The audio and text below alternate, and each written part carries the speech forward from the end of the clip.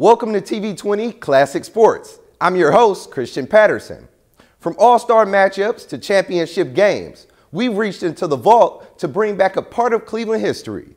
Now sit back, relax, and enjoy this episode of TV20 Classic Sports.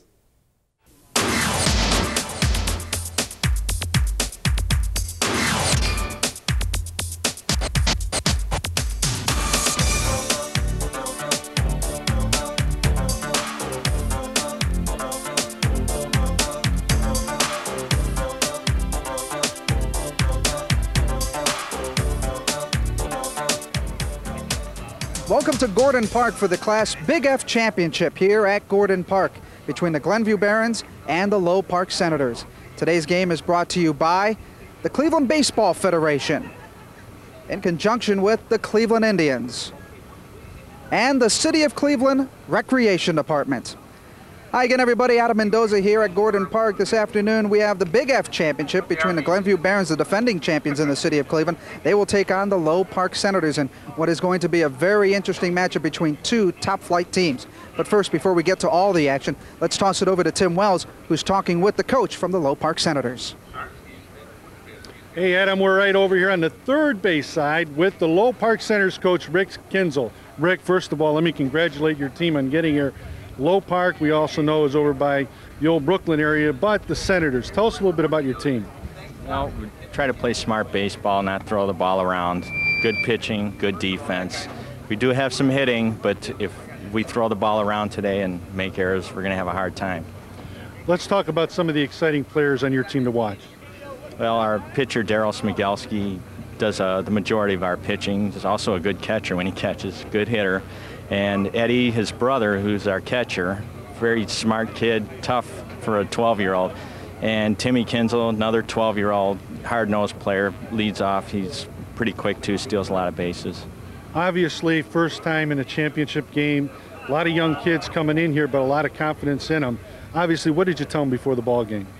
I just told them to go out and have fun. This is something they're going to remember the rest of their lives, win or lose. And whether they win or lose, they're still going to go home, play their Nintendo, and go to bed tonight. They just might be in a better mood if they win, that's all. Okay, we want to wish you good luck. Okay, let's go over to Adam, who will be with the defending champs, the Glenview coach, Greg McIntosh. Adam?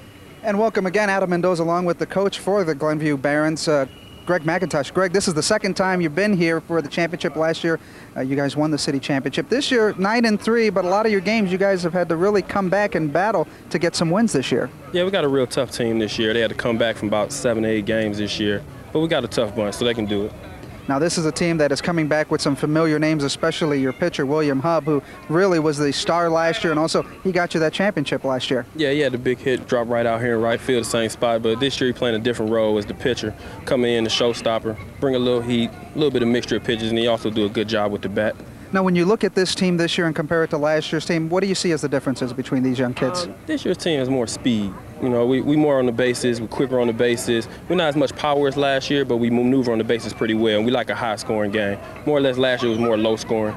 Now, this year, when you look at your team, what are you hoping for them to do on the field defensively? I know the big concern for a lot of coaches in the league is cut down on the mental errors. Oh, yeah, we gotta make an out and out. 3 outs, it has to be in, and that's it. Outfield, what I'm most concerned about. We have to stop the ball in the outfield. Don't let it get through your legs, because you see a bigger field, it'll be turning to doubles. My infield is pretty solid, but overall defense, I think we're going to be okay. And I think a lot of folks today, they're going to be entertained by both of these two teams, and the Low Park team is no slouch. I mean, to get to the championship, you also have to be very good. What are telling your kids about this Low Park team or what they have to do to win? I'm telling them I know they're a pretty tough team, and they must be pretty good defensively, because I've seen they had low-scoring games. So we really have to hit the ball pretty hard and play smart, because if we outthink ourselves, then we can't beat anybody. Well, thinking, that's going to be the key in today's game. A lot of mental thinking out there. The team that can ill afford a lot of errors, that's going to be the key in today's game. Let's toss it over for the player introductions after this.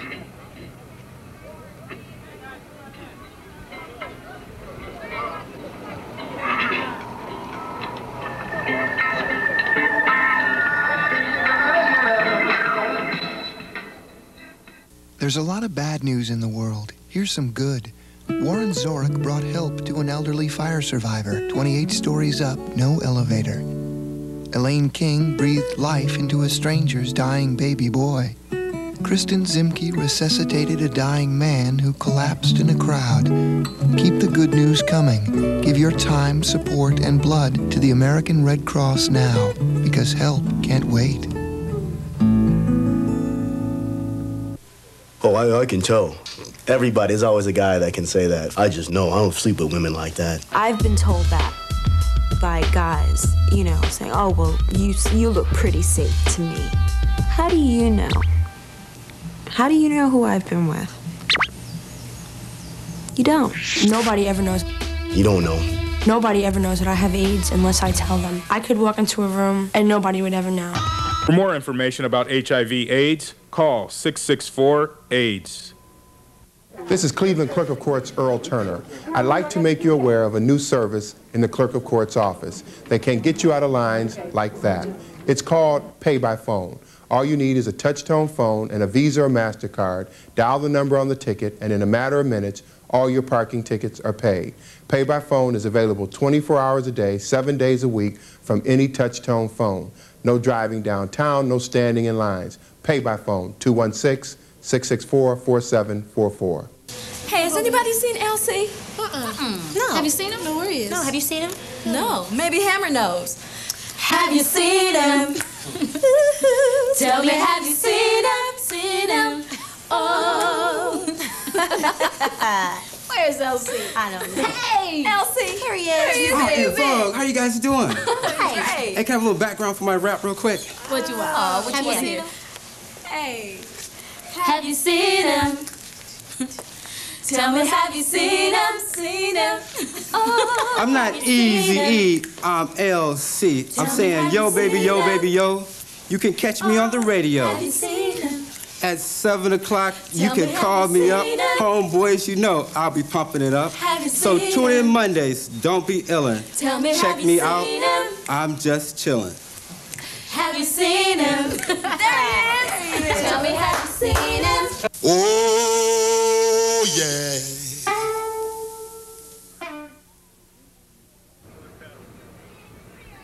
Not boiling. Adam. Adam. I won't say anything. And welcome back to Gordon Park for the Class Big F Championship. Let's take it over to Leo Cifelli with the player introductions for our Big F Championship game. Good evening, ladies and gentlemen, boys and girls, and welcome back to Gordon Park and to our 1998 Big F Cleveland Baseball Federation Championships. This evening, we'd like to introduce the squads of both teams. First, the visitors this evening. The visitors, the Glenview Black Barons. First for Glenview, number 1, James Cowan. Number 2, Rennell Bradley. Number 3, Deshaun Curry.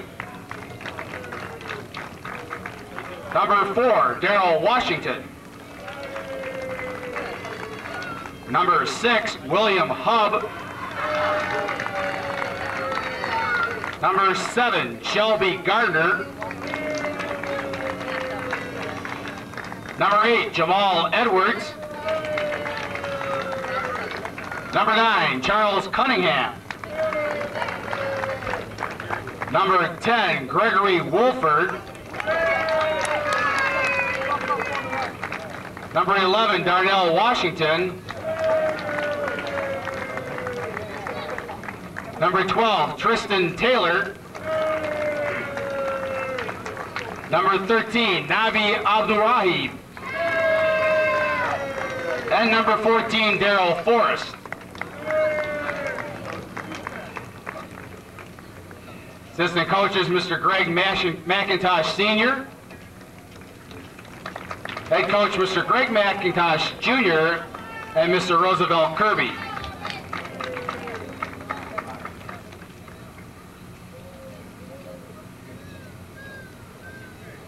Now introducing our home team this evening, the Low Park O-Ball Senators. Number 1, Eddie Smigelski. Number 2, Anthony Minute. Number 3, James Metz. Number 5, Anthony Peters. Number 6, Daryl Smigelski. Number 7, Tyler Tapina. Number 8, Tim Kinzel. Number 9, Frank Bazaris. Number 10, Jason Dillon. Number 11, John McNamara. Number 12, Robert Colley. And number 14, Adam Watzowitz. Assistant coach of the Low Park Ball Senators, Mr. Al Tapina. Head coach, Mr. Rick Kinzel.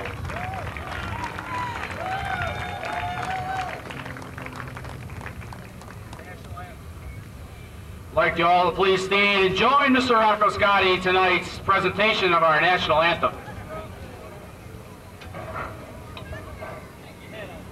Oh, say, can you see by the dawn's early light what so proudly we hailed at the twilight's last gleaming, whose broad stripes and bright stars through the perilous fight o'er the ramparts we watched were so gallantly streaming, and the rockets wrangling, the bombs bursting in air, gave proof through the night that our flag was still there. Oh, say does that star-spangled banner yet wave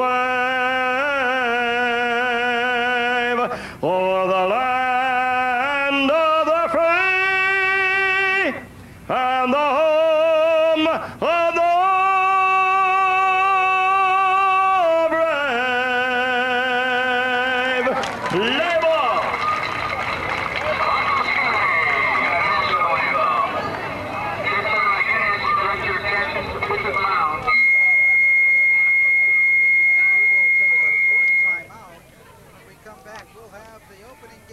Of this Class Big F Championship.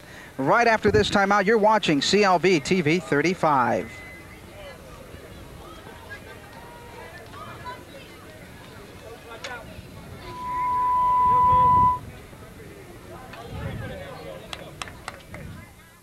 Hey, has anybody seen Elsie? No. Have you seen him? No, where he is? No, have you seen him? No. Maybe Hammer knows. Have you seen him? Tell me, have you seen him? Seen him? Oh. Welcome to Gordon Park for the Class Big F Where's Championship Elsie? here at Gordon Park. Elsie, Between here the he Glenview is. Barons and How you guys Park doing? Senators. Hey. Hey, can I have a little background for my rap real quick? What you want? Oh, what Have you you want seen here? him? Hey. Have you seen him? Tell me, have you seen him? Seen him? Oh. I'm not Easy E, I'm LC. I'm saying yo baby, yo baby, yo. You can catch me on the radio. Have you seen him? At 7 o'clock, you Tell can me, call have you me up. seen him? Homeboys, you know I'll be pumping it up. Have you So seen tune in him? Mondays, don't be illin'. Tell me, Check have you me seen out, him? I'm just chillin'. Have you seen him? There he is. Tell me, have you seen him? Oh, yeah. Be cool about fire safety. Do you know how to escape from your home if there's a fire? You gotta have a plan. They didn't have a plan, but these people do. Okay, in case of a fire, you and your sister are to go out this door. Or we can always go out that way. We have 2 exits, okay? And remember, practice makes perfect. So tell your parents, we gotta have a plan. Be cool about fire safety. Be cool.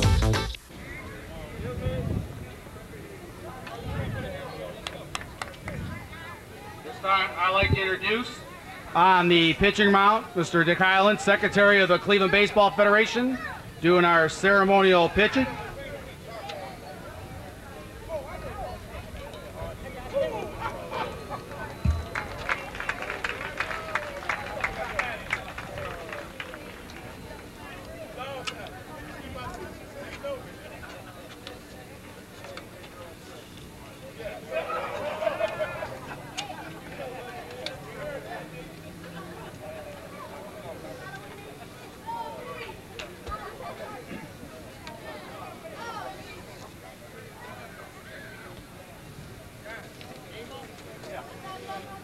Welcome to Gordon Park. We're going to look at the two umpires that are going to be calling today's game. On your left is Ron Hubeny. He's a 20-year umpire, a graduate of East High, where he's played some baseball and softball in the Cleveland Sandlets himself.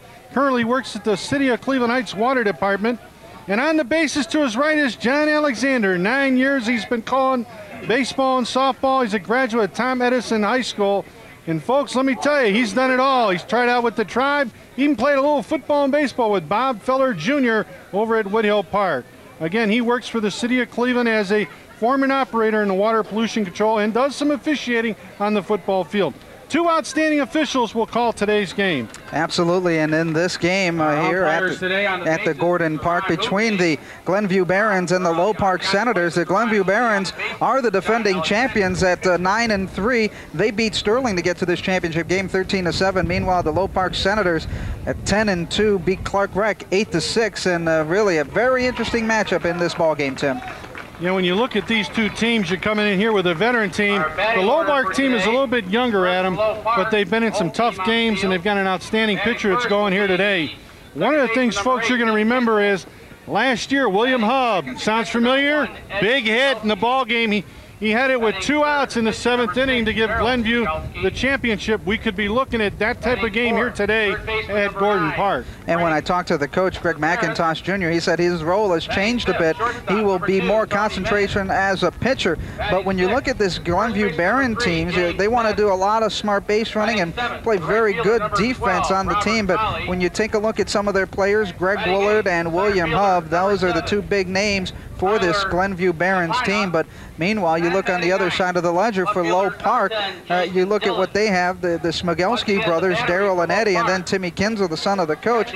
Those are 3 good players for this Low Park team. Number 6, Daryl Smigelski. And you're right, Adam, when you look at those kids, you know, one of the things, Rick Kinzel, I've known him for a long, long time, and Rick is the guy who keeps everything in perspective with the kids. He's going to let them go out and have some fun. He's going to keep them to realize that, hey, you know, like he told us before the ball game, you know what, guys, this is something you'll remember for a long, long time. Go out and enjoy it. And Adam, when you look at these coaches, I mean, you're talking 2 decent coaches. Yeah, Greg McIntosh, this is no unfamiliar place for him. He's been there before last year as a coach of this team. He's only 19 years old, really a young kid, but he is also trying to give his experiences of what he knows about the game. And he's had a championship game 2 years in a row to take his team to. And when you look on the other side to Low Park, I mean, James Rhodes High School, one of our favorites that we know, and your old stomping grounds when we started Class F years ago. Low Park, Rick Kinzel, a 77 graduate of James Ford Rhodes. He's been coaching youth baseball for nearly 16, 17 years now. Played some baseball over. He plays also in Class F. So he knows what it is to go out here. As we look at the first pitch of today's ball game from the Low Park pitcher, Daryl Smigelski. Smigelski at 5-0 with a 1.25 ERA. This one's grounded inside the bag. Fair ball by Greg Woolard. He's going to turn the bag and head to 2. He's going to look to go to third base. He's got third easily. He's going to come around and score on the home run as he lines one down the first base line. So right off the bat, Greg Woolard, who is hitting .306, comes in with the home run for the ball game for the Glenview Barons, and they take a quick 1-0 lead. Center fielder, number 11, Darnell. There you see the replay. It just went over the first baseman's head and then just took off down the line, and Woolard had all the afterburners going as it just kept going and going and going, just like the Energizer Bunny. That ball kept rolling, and so did Woolard. He kept rolling around the bases for the home run. Showed some good speed there, Adam, as well as they were playing him to pull, that he would actually pull the ball, and he ends up hitting one of the, really, it's a bad hop that ended up going over the first baseman's head. Here's the pitch to Darnell Washington, back to Smigelski, who throws it over to Metz for the first out. Now here comes the hitting hero of last year's championship game, William Hubb. Right-handed pitcher, 5'9", 134 pounds, coming into this game with a .457 average. And on the base paths, he is perfect. As the pitch from Daryl Smigelski to his brother Eddie Smigelski. goes for a ball. There you see Smogelski looking it inside, brings in a curveball. That's struck for a strike. 1-1 on the count. There you see the helmet cam. There's that row cam, the mini cam. Take a look at it. Pitch on the inside part from Smogelski. He is really fired up right now. A bit angry after that first run. Has a 1-2 count on the batter. This one's bounced foul down the first base side. William Hubb, as we talked about this year, .457 hitter. 9th grader out of Collinwood. Again, they're shagging another ball into the field. Actually went foul. And you watched our CLV TV35 camera crew. Guy over at the first base side had to do a little dodging of the foul ball. William Hubb, there you see our cameraman over on the first base side. Giving us a wave. Hubb, the right-handed hitter, takes this one inside for a ball. Count goes to 2-2. For Smogelski, who's 40 strikeouts this year and 8 walks. He's in 34 innings. This one's pounded to the second baseman. Kinzel gets it, tosses it over to James Metz for the second out. And what we've seen so far is that the Glenview Barons, Tim, they have not been able to put the ball up in the air. The ball is coming in high where they're pounding it into the dirt. What I'm impressed with Smogelski early is that he throws strikes. Nabir Abdurrahim is up at the plate now. Abdurrahim is hitting .500 on the year, third baseman for this Barons club. Smogelski throws it in, strike right down the pipe. Smogelski workmanlike in this first inning, no score, or 1-0 is our score on the first hit of the game. Gets a big swing and a miss for a strikeout as we end the top half of the first inning with 1 run on 1 hit as the Barons take a 1-0 lead into this bottom half of the first inning. As Tim, we now take a look at the hitting lineup for this Low Park Senators. Hitting in the top spot will be Timmy Kinzel at second base. Ed Smogelski, the catcher, is hitting second. Daryl Smogelski will be pitching and hitting third. Frank Belzars will be the third baseman, hitting in the fourth slot. Tony Minute will be the shortstop, hitting fifth. James Metz at first base, hitting sixth. Robert Colley in right field, followed by Tyler Tapania and Jason Dillon. And Tim, you've got the defensive setup for the Glenview Black Barons. Well, when you look in the infield going from first to third, at first base it's Tristan Taylor, Daryl Forrest at second, Greg Woolard, he's got a lot of great range at short, and Nabi Abdurrahim, we've seen him before at third base with a strong arm. When you look in the outfield from left to right, you got a quick outfielder in left with Darrell Washington, but a lot more speed in center with Darnell Washington and Ryan Bradley in right. Behind the plate is Shelby Gardner. He's got a strong arm. He calls a great game. And on the mound at 5'9", 134 pounds, William Hubb comes in at 7-1 with 40 strikeouts and only 10 walks and a great ERA of 2 points. And that is in 57 innings pitched. As it is a beautiful evening here at Gordon Park. There you see the Great Lake, Lake Erie here. What a background here in the city of Cleveland at one of the parks here. And what a night for baseball. Temperatures have cooled off as the day progressed, but still a bit humid. And we've talked about the heat, Tim, being a factor in this ball game, and I'm sure it will be a factor once again. Absolutely, and it's really been a great day here at Gordon Park. When you talked about earlier today, Adam, we had the Little F Championships, and now the Big F. It seems like the sun's come down, the lights have gone on, and it's just the start of a great evening. Great day for baseball. One announcer used to say, beautiful night for baseball. And, you know, when you look at it, it's just you're looking at the cream of the crop in the city of Cleveland in the Class F program. And now we're going to have to keep my enthusiasm down for this second game because, you know, I have that little heartfelt feelings for this Low Park team because growing up way back when, that's who I played for, Mr. Eugene Duke. Yeah, and we're hoping to get him over here during the game just to kind of chat and see how things have gone. And he is really kind of one of those people in the community that really had a commitment to the city of Cleveland and the kids over at Old Brooklyn to put a baseball program together. The Old Ball Baseball League started back on May 30th in 1995. It was a dream of many residents, and it really started in the community. Over 500 kids now play in that program, which is helped sponsored through the Cleveland Baseball Fairs. They assist their league as well. And one thing is, when I grew up and played there, we had 2 ball fields. Now there's, I think, at least 6 that are there over at Low Park. Oh, William Hub, the pitcher, getting ready as he throws to Timmy Kinzel, who fouls this one off down to third baseline. And for Kinzel, the 7th grader out of St. Leo's, hitting .444 on the year. 9 stolen bases during the Big F All-Star game. He's a good contact hitter. Jokester, too, keeps the team pretty loose inside the bench area.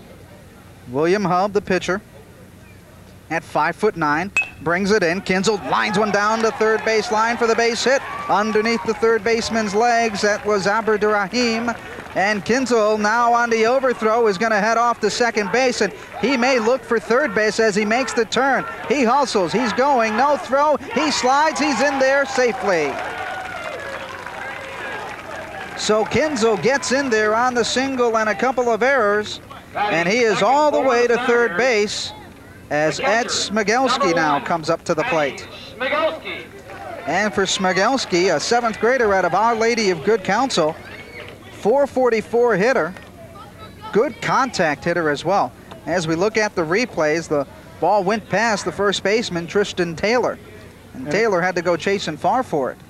And one of the things that Greg McIntosh said was that we can't throw the ball around against the better teams, and this team has a tendency to do that, and that was one of his concerns. There is leading off here in this Big F championship. The bunt laid down perfectly. Here comes the play at the plate. No play at all as the third baseman, Abderrahim, let the ball go. And a perfect sacrifice bunt there by Eddie Smigelski. And this game is tied at 1. One of the things, Adam, that Rick told me before the ball game, I says, can this team manufacture runs? He said, we're going to have to go out and be aggressive and manufacture. We're not the type that's going to sit back and just hit it over the fence. We've got to create havoc, and right there, the suicide squeeze right here in the first inning. Daryl Smigelski, the pitcher now. Here comes the steal, the throw down, not in time as Eddie Smigelski takes a stolen base. He is now at second. Daryl Smigelski up at the plate, 9th grader, Holy Name High School, 600 hitter. Had 2 doubles and 4 RBIs in the last playoff game. Has 3 home runs this year as William Hub looks back over to second base. And Eddie Smigelski. And that is what Low Park is going to try to do. Manufacture runs as much as possible. The pitch, a big swing and a miss there by Daryl Smigelski. Daryl at 5'5", 125 pounds. 6 years experience in the Cleveland Baseball Federation program.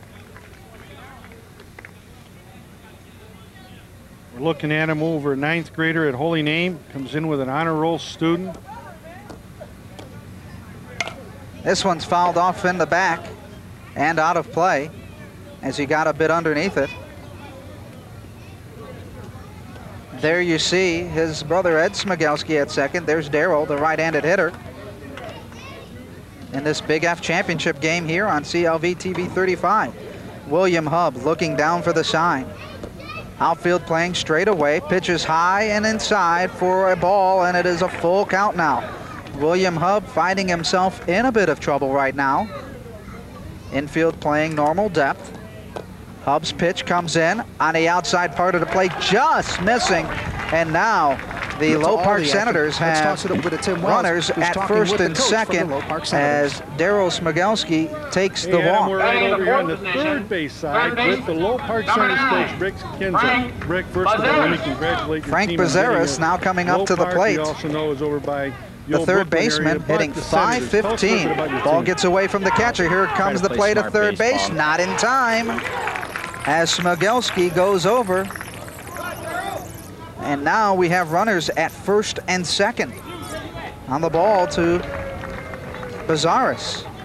Number 12, Tristan Taylor. Bazaris, a good hitter, rarely strikes out. Number 13, Navi. one of 4 pitchers on this Low Park staff. Hub's pitch inside. John McNamara. And Smigelski goes over on the steal. And now we have runners at second and third. So Bazaris with 2 runners out on second and third. Pitch on the inside part of the plate. And it goes behind the catcher as it gets away. And this is what Shelby Gardner is going to have to really watch out, is keeping the ball in front of him. There you see the view from our home plate umpire as the pitch comes right into your living room. Ball's on the inside part. That is ball 4, and William Hub is finding some trouble finding the plate as he walks the bases loaded right now. And that brings up the shortstop for the Low Park Senators. Tony Minute. Tony Minute coming up, ball on the outside part of the plate once again. And Tim, as you look at the location of where William Hub has been throwing it, he's trying to hit that outside corner, and he's going way outside. He's trying to overcompensate right now. Hub looking with frustration now out on the mound. The bases are loaded for Anthony Minute, who is an 8th grader at Our Lady of Good Counsel, and he is just letting and looking the pitches to go in. And you know, if you're a coach, you say, wait till he throws a strike. Absolutely, and I'm sure Rick has got the take on until they see one. There it is. There you go. Right now, a strike there by William Hub. 2.0 ERA on the season, 57 innings pitched, 40 strikeouts, 10 walks. That one's low for a walk as he walks one in.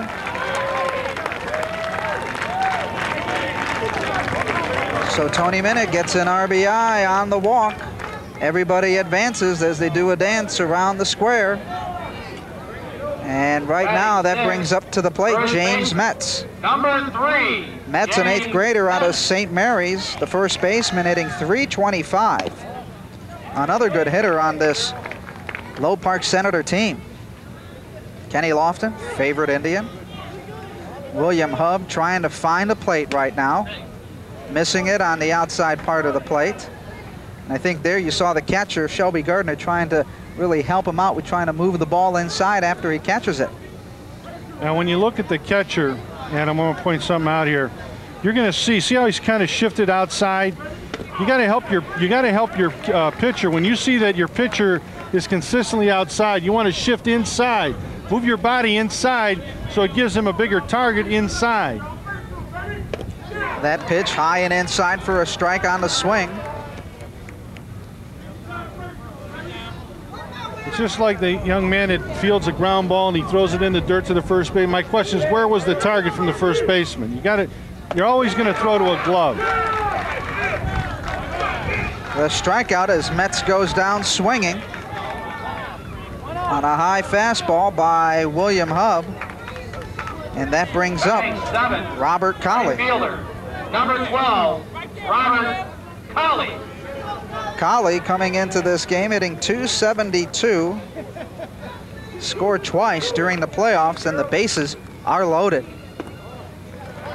Colley takes one for a strike. Colley, an 8th grader out of St. Leo's grade school. Here comes the pitch from Hub. Big swing and a miss. That time you saw he stepped in the bucket and turned his head. You always want to see the ball at the front eye. Colley looking with 2 strikes. Ball's on the inside part of the plate. Here comes Smigelski to the plate. He's going to score easily. So Darryl Smigelski gets in on the pass ball, and Low Park leads 3-0 as the runners advance. So now Robert Colley has runners at second and third, and Low Park has taken a 3-0 lead. Strike there by Hub. I refuse to say anything on the grounds it may. Oh, right there, another one for strike 3. That was a great pitch. 2 straight strikeouts for William Hub. I used to tell players that played for me, when you get into this situation of second and third, bases loaded, you got to want the bat. You got to want us to give me the bat. I want to go up there and hit one. let me drive in a run here. Ball gets thrown away to Abdurrahim. Here comes one run. Here comes a second run to the plate. And it's 5-0 Low Park on an error by William Hub and Nabhir Abdurrahim. For Low Park in the bottom of the first inning, 5 runs. And that'll be it in the bottom of the first inning as they score 5 runs in this first inning.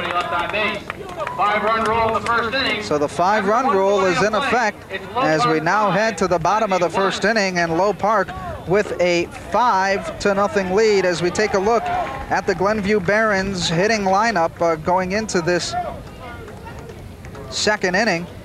It will be Darrell Washington, Darrell Forrest, and Tristan Taylor, the middle of the order for the Glenview Barons.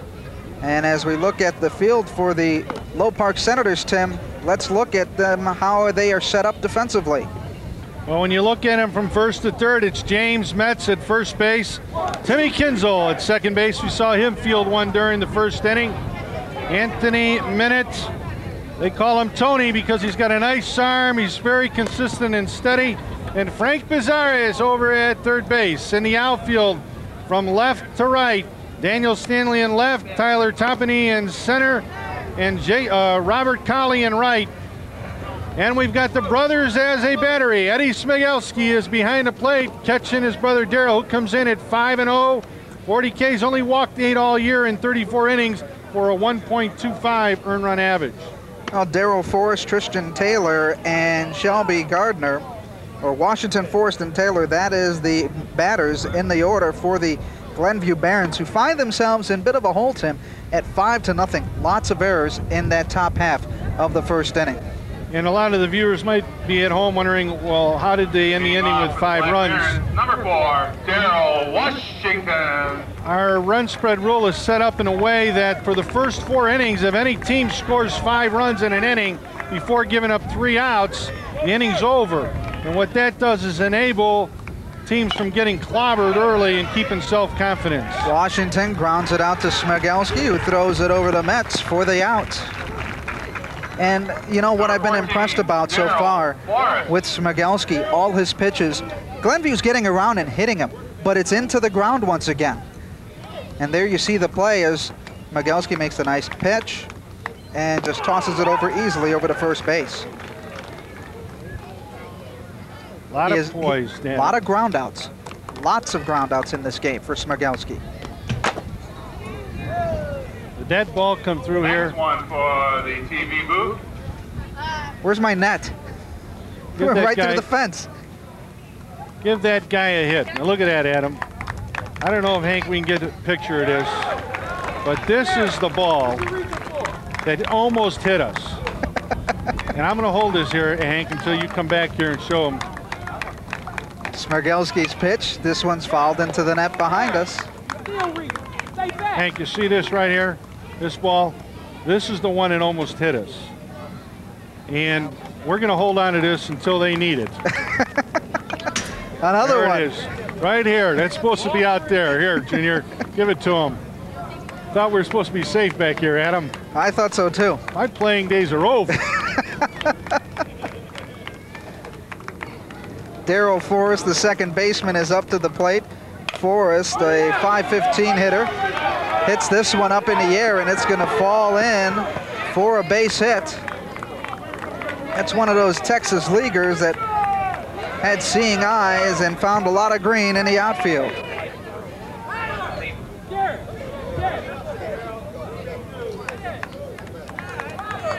Number 7 batter. First baseman number 12, Tristan Taylor.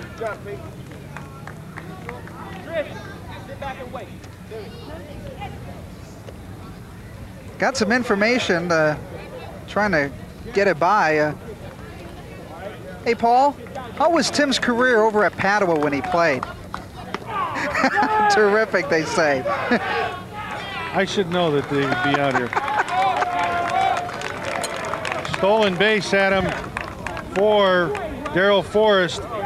And both teams have the same style. When they get on the bases, they're going to run. Now Tim's getting all serious on me. I have to because I can't talk about my career. That's one of the things that we love doing. Tim, you know, when you and I do these games, we have so much fun together. I know you guys just love talking about baseball. It's American as apple pie. And then just trying to find out about Tim's career. You know, he coached at St. Boniface High School, or St. Boniface Grade School. Coached for Dre Schrader. Jay Schrader Company, Police Athletically. Had a lot of, Larry Gagnon was one of probably the finest sponsors I ever had. You know, it just basically gave us total support and go out there and do your thing. And you had a lot of great players that have come through the ranks and play for you. Smigelski gets the ball, throws it over to third. They tag him out at third as Darrell Forrest is cut down, going to third on a great play by Smigelski, as Darrell Smigelski throws it over to Frank Pizarris for the second out. Now you watch this play here, and you always tell him to make sure the ball goes through. Now you're going to see he grounds this ball right back to the pin. Now look, Smigelski, the first thing he does is look, he steps and throws, and watch the tag. Great job on a tag by the third baseman. Frank Pizarris there on the tag, now up to the plate. Shelby Gardner, the catcher. Smigelski, this one's popped up, down the line. Will it go foul? And it does, into the stands. Heads up, folks. And I'm impressed by Darrell and his pitching. And as we've seen, not many balls going up in the air. One in fair play, a couple in foul territory, but the rest have just been pounded into the ground. Smigelski, as we said, the 1.25 ERA. What impresses me is his poise. He's in command out there all the time. Ball's in for a ball and a stolen base now by Tristan Taylor. Now, everybody that's watching this ball game will say this guy's got great speed, and I'm not taking nothing away from him. He probably does. But folks, how many times have he thrown over to first base? None, not whatsoever. This one's grounded into the dirt. Smigelski picks it up to throw to first, and they get him. Smigelski gets him down. Doesn't give up a run as Shelby Gardner goes down. And Tim, what's interesting, out of the 3 outs, 2 of them have been on the ground. No runs on 1 hit. Well, you look at it here. He circles the ball. Again, keeps his body from steps and throw. Good target by the first baseman. Nice stretch. Good job all the way around. So we've played to the top of the second half inning, and as we go into the bottom half of the second inning, the Low Park Senators lead it 5-1. Let's toss it over to Tim Wells, who has a very special guest with him. Legendary Indians broadcaster, Herb Score. Tim? Thanks, Adam. Very special guest, Commissioner Class F Baseball. And we talk about Class F, we talk about youth, and a person that's committed to the youth of the city of Cleveland playing baseball, Herb Score. Welcome. Thank you very much. Herb, obviously, when you look at the youth baseball in the city of Cleveland, your vision and what you actually see going on today. Well, I think what happened is happening in youth baseball. There's a lot more competing now for, you know, they talk about baseball not being as popular. I think it's as popular, but I think there's more things to do, and youngsters really have to have a choice. And I think the unfortunate thing that we see so often is fields that go unused, and that's, you want to see them filled with bodies.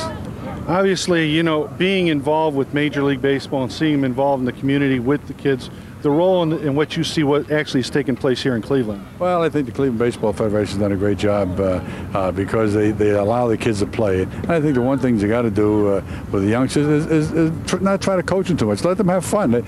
It should be a fun time for them. I think that sometimes we overemphasize the practices. They have to be at a certain place at a certain time, and it's tough on them.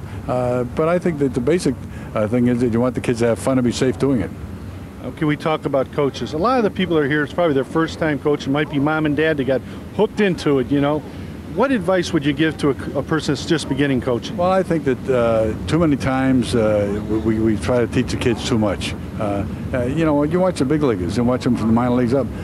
They don't overcoach. They let the kids use their natural ability, and I think the basic thing is to teach them the rules. You watch there's a million different stances. There's no one way to tell a kid to hit, no one way to tell them how to pitch, but basically just let them go out and play the game. And I think the other thing they should do is make sure the kids get to play all the different positions.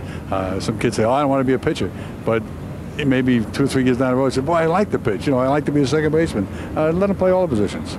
And it's a great theory, and obviously you've seen it all. Last comment for the moms and dads that are out there, what advice would you give them? Well, I think that we have so much emphasis on winning, and winning is important. Winning is, that's why you play games, is to be a winner. But the thing is that everybody's not going to be winning. You're going to lose, and when the kid strikes out with the bases loaded, don't kick him in the pants or not talk to him. We don't give him dinner, because it happens in the big leagues and nobody says a word. Thanks for coming by, and thank you for your support of the Cleveland Baseball Federation. Thank you. Okay, we're going to go back more to the Class F action. And welcome back to Gordon Park. 5-1 as we head to the bottom of the second inning. The Low Park Senators leading it over the Glenview Barons. Good crowd on hand here on this warm summer evening here in Cleveland, as the folks enjoying Gordon Park for this Class Big F championship between the Low Park Senators and the Glenview Black Barons. The Glenview Black Barons finding themselves down 5-1. They had the early lead at 1-0 on Greg Willard's home run in the first inning, but after that, the Low Park Senators came back and scored 5 runs in the first inning on 1 base hit and a couple of errors. So right now, William Hub trying to get things back in order for the Glenview Barons, as the folks just soaking up the sun here at Gordon Park. What a way to end the summer here in the city of Cleveland with the Class F championship. Leading off the bottom of the second inning. Now as we head towards the bottom of the second inning, Fielder number 7, Tyler Tapina. Tyler Tapina is the batter for the Low Park Senators. And Tapina, 303 hitter, the lefty, takes one for a strike on the outside part of the plate. Tapina can bunt, and a utility player, very smart player as well, according to his coaches. Tapina takes one for a ball, 1-1 count. William Hub looking to really change things up in this second inning. 3-0 is the count to Tapina. The pitch from Hub for a ball, and he takes a walk. And Hub now finding problems with locating the plate once again as another walk. 4th walk of the ball game. Left fielder, number 10, Jason Dillon. Jason Dillon, the left fielder, coming up, the right-hander with a man on first. First pitch for a strike.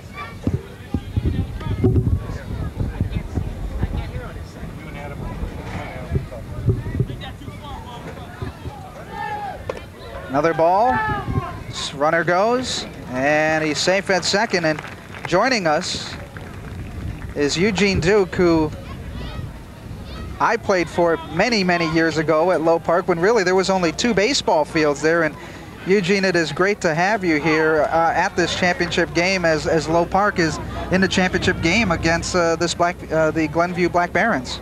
Well, it's great to have them here again.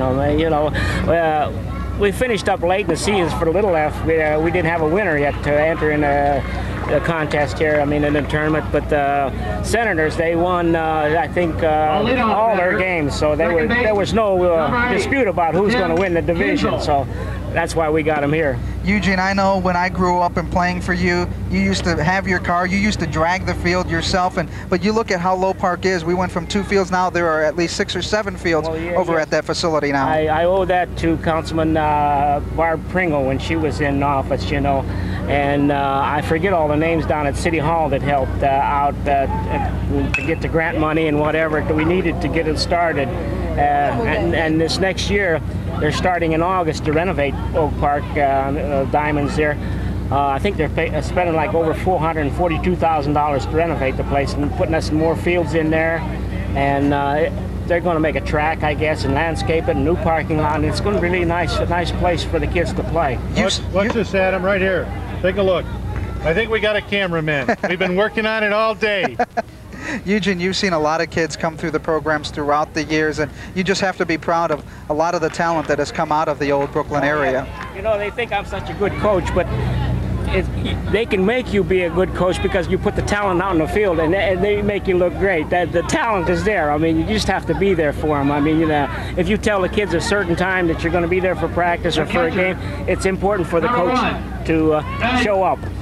Eugene, when you think about Class F and you go back, obviously we lost a very dear friend on the Sandlodge, Chuck Rosansky. Oh, yes. I remember Chuck was a big part of you getting involved. Can you tell us a little bit about it? Well, Chuck Rosansky, he was my first supervisor when I first started out. I guess I was a thorn in his side, and I kept complaining. And he says, "You think you could do better?" I says, "Yeah," and I've been there ever since, you know. And the late Commissioner Nagy, he called me and Chuck Rosansky troublemakers. And I says, well, if asking for good fields and good equipment and good baseball is a troublemaker, then indeed that's what I am. And well, we got our good fields, we got our baseball equipment from CBF, and the kids really are enjoying the effects on those days. Well, here's a base hit into the outfield. That's going to score another one on the single. Getting by the second baseman, he's trapped. He goes in, he slides, he beats the throw, as Low Park now takes a 6-1 lead here in the second inning. And Eugene, one thing I have to say that you have been one of those, you know, we've talked about all the people that are dedicating themselves to the kids in the program in the city of Cleveland. You are truly one of those people that has given your all for so many years to the youth in the old Brooklyn area. I myself, as one of your former players, I just want to wish my thanks to you because, you know, you taught us more than just playing baseball. You taught us to be good people, and a lot of us did turn out to be good kids, even going on to play as we got older. Right. Well, sometimes no matter what you do, you always have a few kids that go bad, but if you just save one kid because you were there for him in baseball, it's worth a program. I mean, and it was a lot of fun down through the years. I started out because I had 4 boys and that in my family and 3 girls, so I was with them with baseball, and I wanted to quit after my sons graduated and went to high school, but these kids kept coming back and wanting me to help coach them because I could do it in the mornings. Well, this one's another shot. This is going into the gap as Smigelski rips one into right center. That's going to go to the fence, and he's going to go in for a double, and that scores another one. Talk about Daryl Smigelski. They've been talking about hitting the ball and through it. We saw right here why he had 2 doubles and 4 RBIs before. This time he crushes one into right center. You're going to see he turns on the inside, comes to the outside corner, which really we want to hit the inside corner, but he'll go into second base with another double in a big championship game here at Gordon Park. Well, Eugene, we'd like to thank you for stopping by and talking with us, and continued great success over in the old Brooklyn area over at Low Park. Okay, there's one more thing I'd like to say before I leave, and that Tim and I go way back, and years ago, kids didn't get the chance to play under the lights, and at the end of the season, Tim and I would get together and we'd play a game at the end of the season at Brookside 1, the old historic field, and the kids really remember today that they played under the lights. I mean, and that was a real thrill. He won a few games, we won a few games, so I think we still have to play a rub-off game because let's get all the old kids from when we played, and right. We'll get out there and have like an old-timers game. We had some good teams, because like I said before, the talent was there, and didn't need too much coaching. All right, thank you very much. It's nice of guys like you to come up and remember me. You guys changed in your appearance and everything, and I wouldn't recognize you, but the names are always there and they're familiar, and I remember most of you guys. I mean, I still have all the trophies that you guys won, and they're on a mantle, and someday I'll dedicate them to CBF. They can have them downtown in their office. All right, thank you very much. Thanks for coming by. All righty. Thank you. Eugene Duke over at Low Park, a longtime fixture with Low Park, as the Low Park Senators get 2 runs in that last inning, and they lead it 7-1. Tim, you had heart. You had the kids playing under the lights at the end of the season. Well, it was always a dream.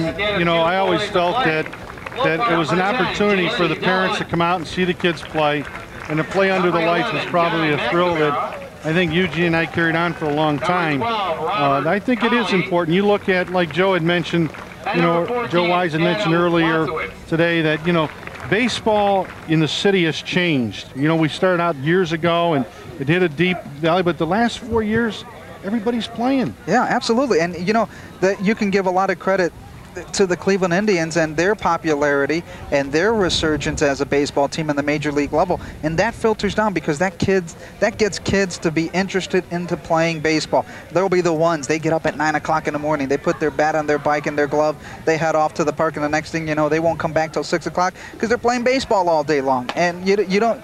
There was a time where you really never saw that anymore. I mean, I used to get up early, play baseball all day. Now you see the kids doing it once again. They're really getting into the game of baseball. And then with the Cleveland Baseball Federation and the Class F program still there for the kids, you know, look at how it's changed. I mean, I remember playing with just all we got was a t-shirt. Now the kids are in full uniforms. Things have changed throughout the years, and the kids are responding. More kids than ever playing in all these leagues. You talked about over at Luke Easter Park, the number of teams they have there.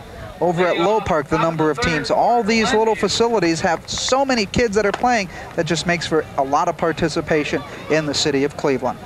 Absolutely, Adam. And the ones that are just watching CLV TV 35, you are watching the Big F City Championship, ages 13 and 14. The two finalists up at plate is the Glenview Black Barons, and in the field is the Low Park Senators. And the Low Park Senators have a 7-1 lead. Rynell Bradley, the right fielder, is up to the plate, and for Bradley, hitting .323, 10 for 31 as he takes a strike. 2 strikes on him, and there you get the look once again from our mass cam as the pitch comes right into your living room. That one just missing on the outside part of the plate. Full count to Rynell Bradley. Bradley, a right-handed hitter, pretty squared away. Daryl Smigelski fires that one in. That one's low for a ball. Your attention. For Low Park, now batting in the 6th position, playing left field, number 14, Adam Wanowitz. Now batting in the 7th position and playing right field, number 5, Tony Peters. And now batting in the 9th position and playing first base, number 11, John McNamara. Well, you heard it right there from our PA announcer, for Glenview, Leo Cifelli. leadoff batter, shortstop, number 10, Gregory Woolard. Woolard up at the plate, and they throw the ball back to first base, holding back Rynell Bradley as he has a short lead at first. Smigelski brings it in for a strike. Here comes the throw, not in time on the stolen base is Rynell Bradley.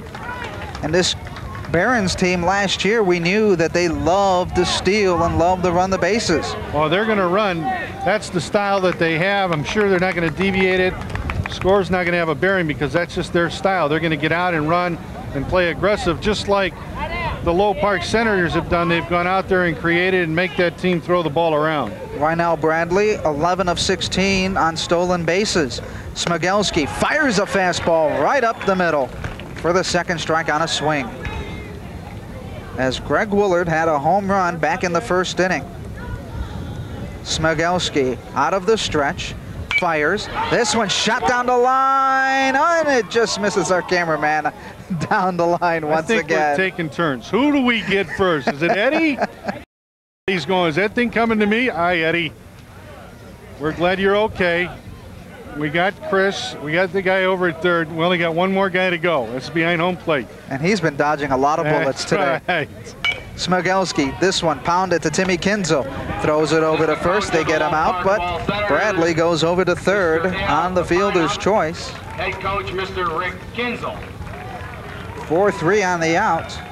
Again, we'd like to remind Adam, the viewers that are out, there's the one that escapes freedom. There he is, and here's the one that... He's the lucky one. This is the lucky one. They've been giving us a great job, guys, all day.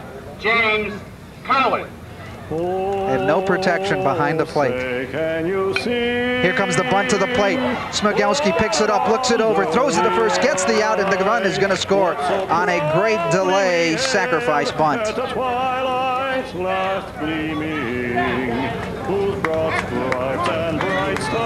So Washington picks up the RBI. Smigelski looked back, fired it over. Great throw to first base. But as soon as he threw, Rynell Bradley ended up scoring. 7-2 is our score. On that replay, Adam, you'll notice Smigelski did not see the runner because he's relying on the catcher to tell him what to do.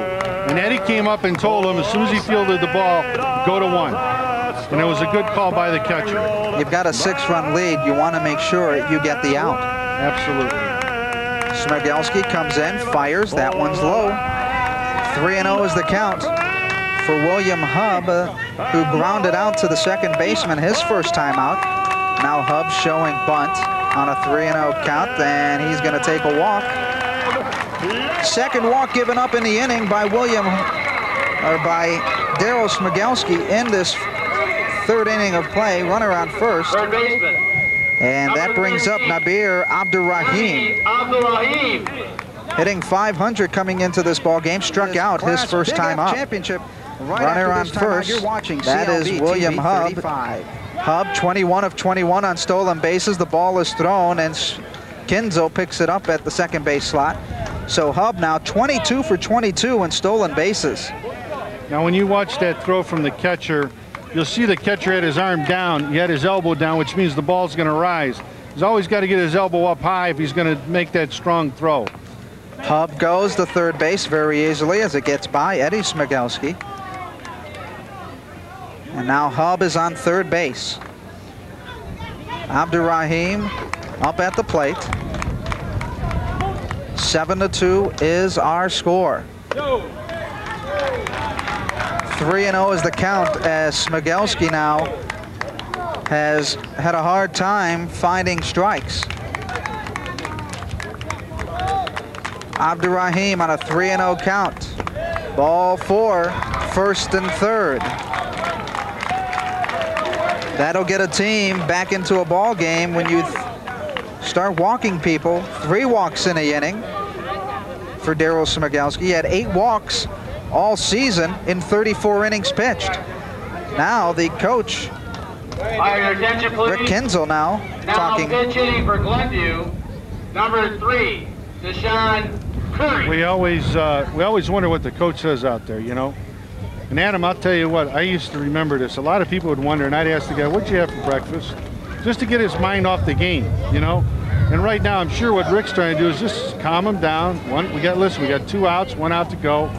Everybody used to think, man, what's he saying to that guy? You know, as a catcher, I used to go out there, just crack a joke. Yeah. You know, you just say, hey, ain't it a great day? Yeah. Take the mind off the game for a few minutes. Get them back and composed and focused in the game. As the ball is thrown inside for a ball, runner steals. So now we have second and third as Abdurrahim is at second base. Hub is at third. This one's grounded to Kinzel. He gets the high hop, throws it over to first, and it gets by the first baseman as they collide as 2 runs score as Metz could not hold on to the ball. It was a great play by Timmy Kinzel as the ball started to take off high. He jumped for it, but just made a bad throw over the first base.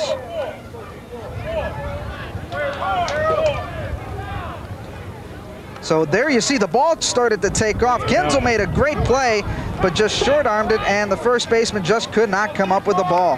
Now you always tell your first step to where the ball's coming to you. See, he waited back on it, and that's why that happened.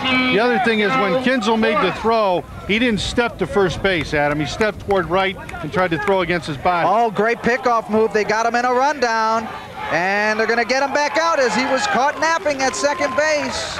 Great play by Daryl Smigelski as they had the pickoff move and they get the third out. But the Barons get 3 runs on no hits in this third inning, and they've cut down the lead to 7-4. I mean, when you look at key plays and killing rallies, picking off bases, Smigelski impresses me. You know, you're looking at Gordon Park right here, where the Big F City Championships for the city of Cleveland, and obviously fall is here. Baseball may be over, and you're sitting here, well, I want to really be a part of playing in the baseball program next year. Who do I call? Well, you call the Cleveland Baseball Federation at 861-4767. Whether it's a volunteer that you want to become a coach, or a sponsor that wants to help out, or maybe it's a child that wants to play in the baseball program. We have it for all ages, from T-ball all the way through adults. Again, it's the Cleveland Baseball Federation at 861-4767. And even though that fall's here, I'm sure that everybody's thinking football. Cleveland Browns were 1 year away. A lot of the kids out here, whether they're from the ages of 8 to 14, can participate in the Munich football program. If you're interested in finding out what league or team is near your neighborhood, call 664-2322. And the girls are interested in playing volleyball. We're getting ready to start volleyball again. You can call 664-2325. We'll refer you to the closest recreation center in your neighborhood where the girls will have a fall volleyball program this fall. Adam, obviously, when you look at these teams that are playing out here today, I mean, Glenview really kind of has impressed me in the one that, hey, they were down by 6 and they came back and scrapped and picked up 3 runs. Oh, absolutely. They did it without getting a hit in that inning. It was a lot of walks in that inning. And right now they're back into this game, only down 7-4. Hank just showed us a great shot of Lake Erie and the beautiful day we have here at Gordon Park for the City of Cleveland Class F Championships. Now pitching for the Glenview Barons will be James Cowan. Cowan is the new pitcher, and Cowan during the year, good utility pitcher, a left-hander, throws a curveball for a strike. Leading off the bottom of the third for Low Park, shortstop number 2, Tony Minute. Tony Minute up at the plate. He walked his first time. Cowan has Minute to foul it off. 7-4 is our score. Cowan, the left-hander, rocks and fires, throws it on the outside part of the plate. So now they went from the right-handing speed of Hub to the breaking ball of Cowan in this third inning. Holds off. 7-4 is our score as the Minute looks. Here comes the pitch from Cowan on the outside part of the plate. 2-2 is the count.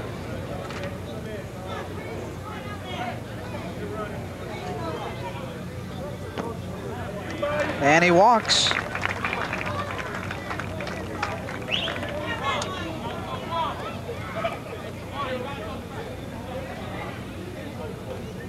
Coming up now for the number 14, Low Park Senators, Adam Wadowitz. Adam Wadowitz. St. Thomas More, 7th grader, honor roll. I got to talk to this guy. Favorite team, the Chicago Cubs. Derek Jeter. So we got to tell this guy we live in Cleveland. Adam Wadowitz up at the plate his first time up. As Minute doesn't look anywhere. He's standing on first base. Coach Stoltz has got a good arm. He's good in the field. Stands up nice here at the plate. Minute goes over. The throw is wide of the bag on the left side. He takes off for third easily. He's going to hold off on third base. As Wadowitz now has an RBI opportunity up at the plate as Shelby Gardner's throw was way left of the bag at second. There you see Cowan, the left-handed pitcher, brings it in for a strike. 7-4 is our score here in the bottom of the third inning. Cowan looks, brings it in for another ball. Full count. Trying to keep the ball down. Again, Ron Hubany's done a good job behind the plate here. See what he's looking at through the mini cam. That one's in the dirt, gets by. Get an opportunity to see what he's been looking at all day. Again, our thanks to the CLV TV35 crew. So Henry Picturn is back there and coming up with some great creativity. Tony Got Dave and Eddie Malone. And there you see the look from the mass cam of the umpire. John and Matt and Chris and Adam. Who's the guy that got hit? That's the one I'm trying to really feel bad for. He's still standing though. That looks good. Ron. There you see how it's looked if you were on top of that mask all the time, getting an upside down view of Gordon Park. Now up to the plate is Robert Colley as Wadowitz walked. As Cowan looks, that one's inside a bit. Now we've got runners at second and third, Tim. And wait, I'm looking, how many outs we got? Nobody out here, right? Nobody out. Low Park has a great opportunity to try to widen the lead. This one's lifted into center field. Wynn's going to keep that one in. It's caught. Here comes Minute to home. And the play at third, up high, slides in. He's safe as Wadowitz now heads home himself. And Wadowitz will score. And I think if Cowan did not cut off the ball, we may have had a play at the plate. Well, again, you always tell them you don't want to be in that line of fire. But the one thing that Greg McIntosh told me before the ball game was throwing the ball around. Now you're going to see this throw right here. You see where the pitcher is? He's backed up almost on top of the catcher. Then he cuts it off and actually ends up throwing it into left field. Tyler Tapania is up at the plate, the left-hander. Walked his first time. 2-run score on that play. It is now 9-4 Low Park. Breaking ball on the outside part of the plate. And for Tapania, the center fielder, he walked and was stranded at first base. Nobody on base right now for a strike.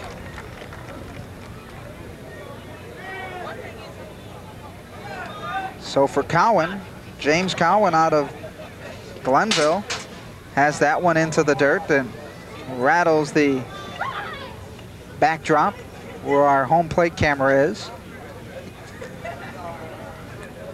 There you see Tapania, and there you see Tim and I. Hey folks, welcome to Gordon Park. Cowan looks, fires for a strike. You always tell coaches, just let the players play and you'll be fine.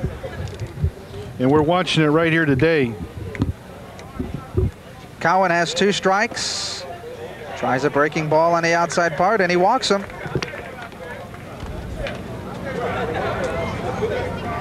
And that's one of the things about when you get kids at this age and they're young and they want to start throwing curveballs. A lot of times they'll throw them for the glove instead of throw them for inside, so they break over for a strike. Jason Dillon now up to the plate as they throw back to try to hold up Tapania at first. Dillon, his second plate appearance. Outside part for a ball. Jason Dillon at 5'2", 100 pounds, hitting .270 on the year. Has a good eye on the plate and is also a very quick runner. James Cowan throws it in. This one's fouled behind. Bottom of the third inning here at Gordon Park, Class Big F Championship. The Low Park Senators leading it over the Glenview Black Barons, 9-4. Glenview, the defending champions. Last year they did it on William Hubb's hit as Cowan throws back over to first base to Tristan Taylor. Trying to hold Tapania somewhat close over at first base. Tapania walking off for the lead. Infield playing straight away. Here comes the pitch, and it is a strike on the outside part of the plate.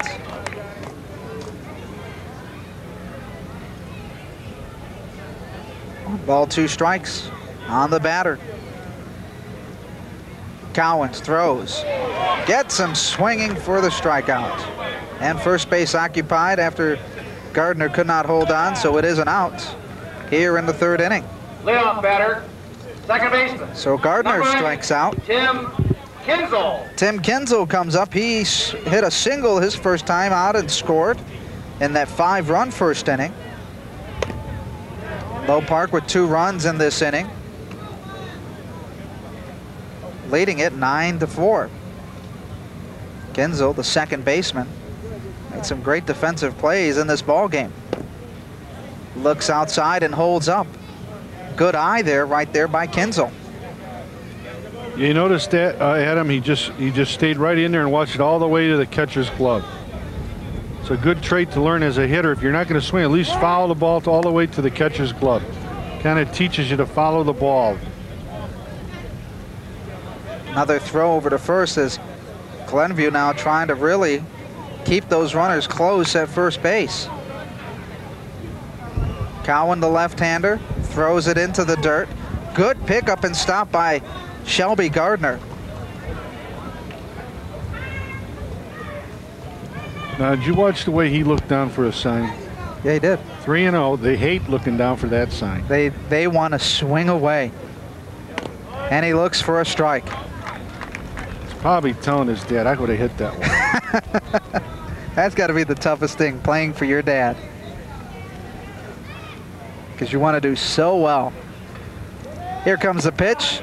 Strike two, throw down to second base, not in time. As Tepena gets the stolen base. Kinzel now with a 3-2 count. Full count with 2 outs. Man on second. Cowens throws. Swing and a miss. Strike three gets him swinging for the 3rd out. For Low Park in the bottom of the 3rd inning of play, 2 runs. There was 1 man left on base and 2 Glenview errors. At the end of 3 innings of play. So there you see the pitch on the outside part that had Kinzel chasing for it for the 3rd strike, and that stranded a man over at second base. But now the Glenview Barons behind their coaching staff right there, you see, trying to figure out, hey, we scored some runs last inning. Well, let's see if we can do it as we head towards the top of the 4th inning here at Gordon Park with the score. Low Park leading it 9-4. This Glenview team is still not out of it. No, absolutely not, Adam. I mean, they're the type of team that they're going to keep scoring runs. And I'm sure that the coach of Low is well aware of their potential to go out there and score some runs. The one thing going is if this young man that they have out there pitching now, if he can throw strikes, then we're in business. I'm looking at number 9 from Low Park. It looks like Frank Bezares. He comes in here with 3-1 record, 21 strikeouts, walked 10 in 30 innings with a 2.50 ERA. He is a Merit Roll student. He's also going to be a 9th grader at Holy Name High School. And one of the things is the coach had a lot of confidence in the way that he controls the game. So we'll see what kind of in-play. Look at beautiful evening here on the east side of the city of Cleveland at Gordon Park. Number 9, Frank Bezares. Couple of changes defensively for the Low Park team. Frank Bezares, as Tim was saying, is pitching. Daryl Smigelski moves over to 3rd base, or to shortstop, and Tony Minute will go from shortstop to the 3rd base position as they change up. And as we talked about this at the beginning of the ball game, you know, some teams, they'll have that one stud pitcher and then they'll have a decent pitcher as your backup. But you look at Low, they've got 4 good pitchers on their roster. Absolutely, and because of the pitching rule where a guy can only pitch 5 innings, you're going to have 2 or 3 pitchers to win in this program. And again, that encourages people to come, you know, to develop players, because that's what it's all about. Well, you look at it, Kinzel's a pitcher. He has a 2.96 ERA. Eddie Smigelski with a 2.71 ERA. Daryl Smigelski at 1.25, and now Frank Bezares at 2.50. That is very good for this Low Park team. Really, those kind of pitching statistic is good for any team when you have 4 pitchers under a 3.0 ERA. Number 14, Daryl Forrest. When you see that, then you know up front that, hey, that's what it's really all about. If you can just go out there and throw strikes and keep the ball down, you're in good chance of, you know, going out there and really making a difference. Daryl Forrest is up at the plate.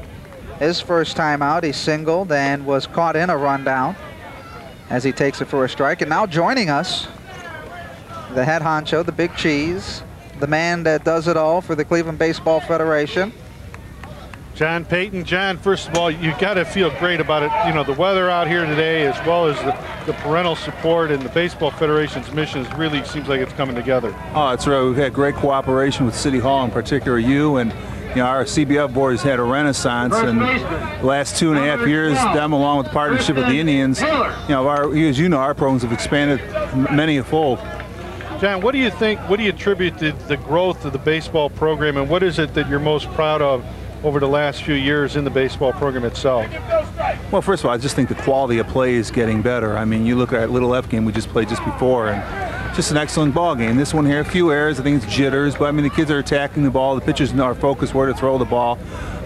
So I think that's the most important, that we've gotten stability in the coaching. And Tim and Adam, I think you both know that if you got good coaches, you're going to have a good program. And I think now that the city volunteer coaches see a commitment by the CBF and the city to baseball, along with the support and success of the Indians, it's just a winning combination. Here's a shot into left field for a base hit. That should score Darrell Forrest as Tristan Taylor rips a rope. Here comes the play at the plate, not in time, as Tristan Taylor goes over to second after he rips a single and then advances over to second, as the Glenview Black Barons now cut the lead to 7-5. Reminds me of the days of Adam Mendoza at Low Park, right? Not quite that hard, but once in a while I'd get it out of the infield. I just want to know, who was the better hitter, you at Low Park or Tim over at Brookside? You know, I think what we might have to find out after this pitch, as the ball is thrown in, the steal, and he gets over to third base. You know, we have that Rookie League Championship, the All-Star game coming up. Maybe we should have a hitting contest between Tim and I. Absolutely. I'll take on Iron Mike any day. See who is the better hitter between Tim Wells and Adam Mendoza. I think that would be a treat that a lot of folks would like to see, as the ball goes in and the man scores, as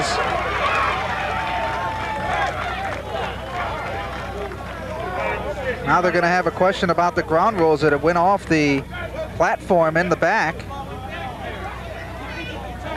And again, I guess they're talking, I don't know what they discussed in ground rules, but I'm sure what Rick's saying, how could I get the ball? It was up there. And he's going to go down and talk to his partner. And hopefully that was cleared up beforehand. Now don't blame me for this one, Adam. I'm not. Aren't those the little idiosyncrasies you have when you play sandlot baseball and the different ball diamonds throughout the city? Yeah, if you hit the tree stump, you know, it's still in play, or...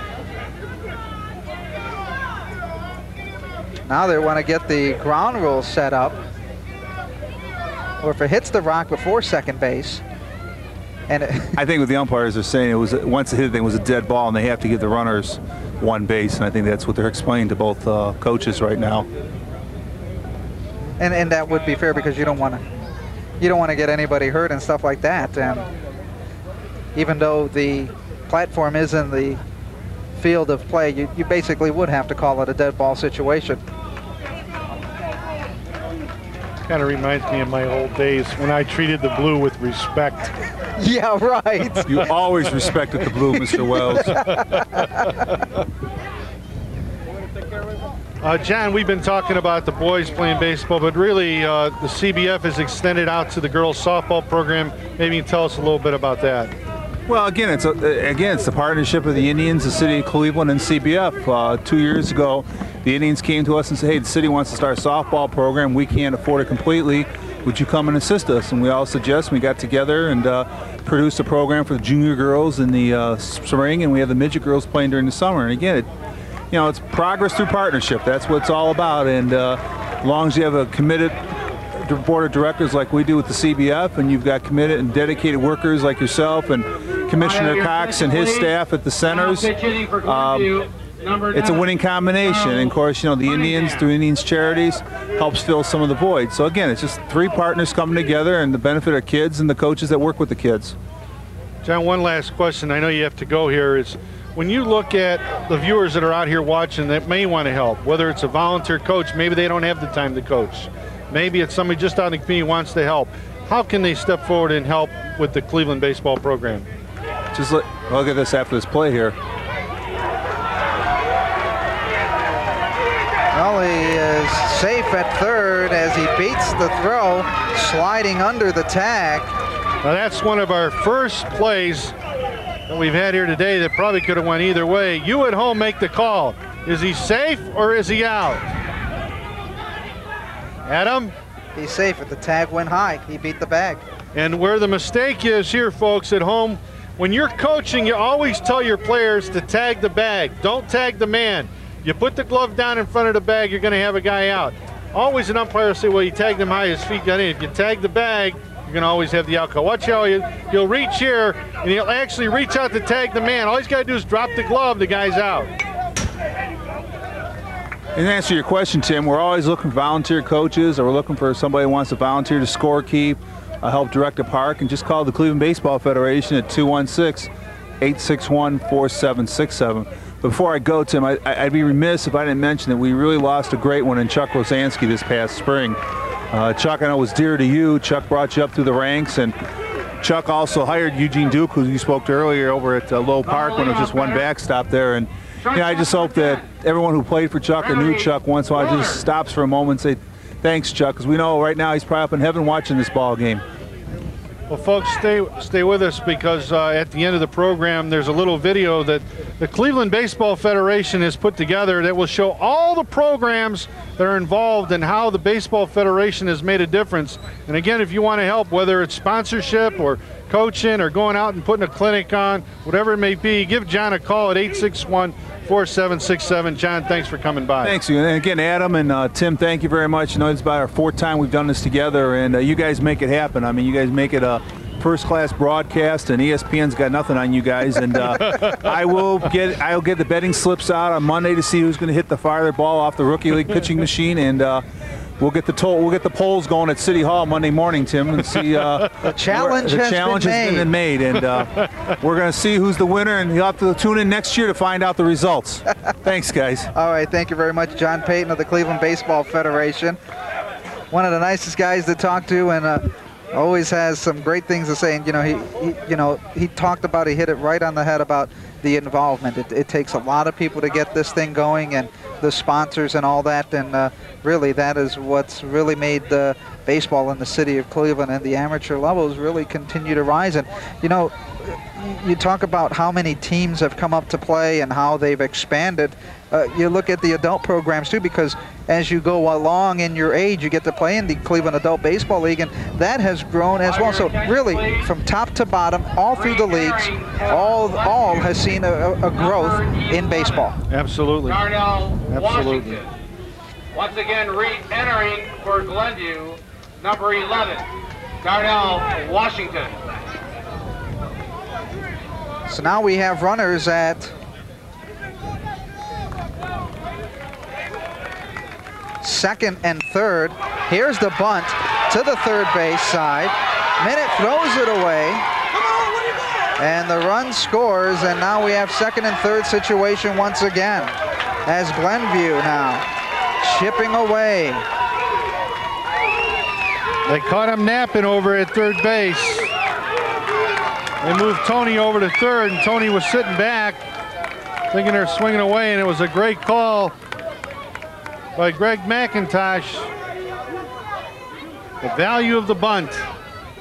The center fielder, number 6, William Hub. William Hub now up to the plate. 0 for 1. He walked his second time out. Runners at second and third, as Frank Bazaris now finding himself in a bit of a trouble, as the Barons are now just down 9-7. Runners at second and third. Washington is over at second base. And Woolard is at third.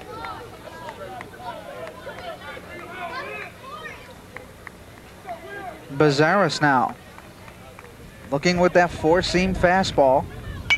This one's hit in the air to right field. The right fielder, Collier, couldn't come up with it. That was Anthony Peters. That'll score 2, tie game. Rounding to third is William Hub, and he does it again. 5 runs. And that is 5 runs in the inning. For Glenview, the top of the 4th inning, 5-run rule. Top of the 4th inning, 5 runs by the Glenview Barons. And there you see it once again. This looks like a familiar scene. It was 1 year ago to right field. It drove in the big runs, but right now we're tied here at the 4th inning mark. Folks, stay with us, because when we be back, it'll be the Low Park Senators up to bat.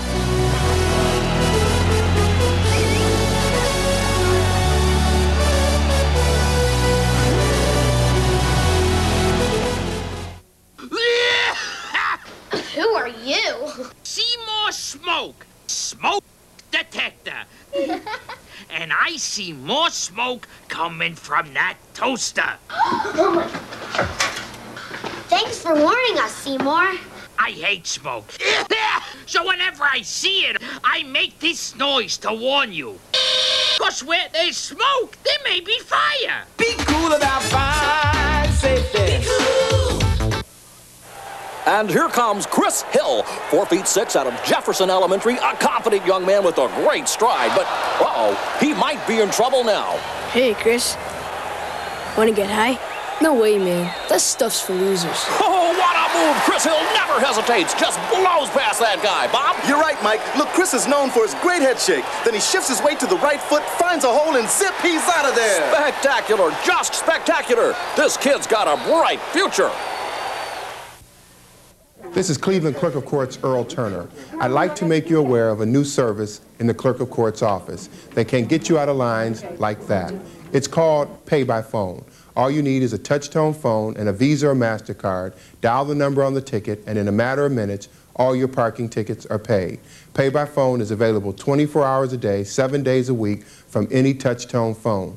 No driving downtown, no standing in lines. Pay by Phone, 216-664-4744. And welcome back to Low Park here at Gordon Park, as the Low Park Senators coming up to the plate in the bottom of the 4th inning. As Tim, we've got a brand new ball game. This game tied at 9, and once again, William Hub has done it again. Yeah, you talk about a big hitter. Well, he puts him back on the mound. Now he's got to be able to come back here and shut him down. Got to throw strikes. If you go back out in Low Park and score again, it gives him life again. Smigelski fouls this one off. It's Smigelski, Eddie Smigelski, Daryl Smigelski, and Frank Belzars, the 2, 3, and 4 hitters for the Low Park Senators. William Hub is back on the mound. This one's hit, diving by, and it gets by the shortstop and third baseman as Smigelski comes up with another hit. Now, for the viewers at home, you might wonder, well, why did they take Hub out, or why did they take out Daryl Smigelski? Because of the 5-inning rule. The pitcher can only pitch 5 innings. We're playing 6. So I think the coaches are thinking, let me get somebody in here to try to get through 1 inning, and I'm sure that we're probably going to see both starting pitchers back in. So now Hub throws back as Smigelski gets back in time. Daryl Smigelski up at the plate, scored in his first time out after he walked, got on base a second time. This one's fouled on the right side, and it's picked up by Tristan Taylor as he really fought off the wind, a little bit of a breeze coming in, and snuck in, and he makes the catch. And again, on that play, Adam, he tried to pull an outside pitch. They always say hit the ball where it's pitched. The pitcher, number 9, Frank Bazaris. Frank Bazaris takes the ball. Smigelski steals, and he gets easily over to second base as we are tied at 9 in the 4th inning. Bazaris walked his first time up, struck out his second time. He has scored a run in the game. Smigelski at second. The ball's bounced over to the first baseman. Tristan Taylor gets it, tags over to first base, gets the out, but that moves over Smigelski to third base with 2 outs in the inning. And that brings up third baseman, number 2, Tony Minute. Tony Minute now coming up to the plate. Now you look here, you see right here the pitcher makes a mistake but gets away with it because the ball was hit to the first baseman. He should have been moving over to the right side. Now I don't know if we have that replay again, but let me say this, anytime a ball's hit on the right side, the pitcher has to get over to first. Luckily the first baseman was able to get back over. You'll see here, no pitcher in line. The second baseman, now here it's a race to the bag. They get away with one, but the pitcher has to get over there in case the first baseman can't get there. Tony Minute takes another ball. Tied at 9 in the 4th inning. Runner at 3rd. The pitch. This one's looped over the right field, over into right field. That'll score 1 and break the tie as Minute gets the RBI, and that gives Low Park a 10-9 lead on the RBI single by Tony Minute in the right field. As Smigelski now scores for his 3rd time there, he just went with the ball and just lofted and found lots of green just in front of the right fielder, as Adam Wadowitz now checking into the plate. As Minute now goes to second on the steal. Now on that play there, Adam, For Low Park, number 2 from the Senators, Tony Minute, he did not steal that base on the catcher. The pitcher's got to have a responsibility to keep those guys close. Otherwise, the catcher will never have a chance. This one's hit down the line inside the back fair. That'll score 1.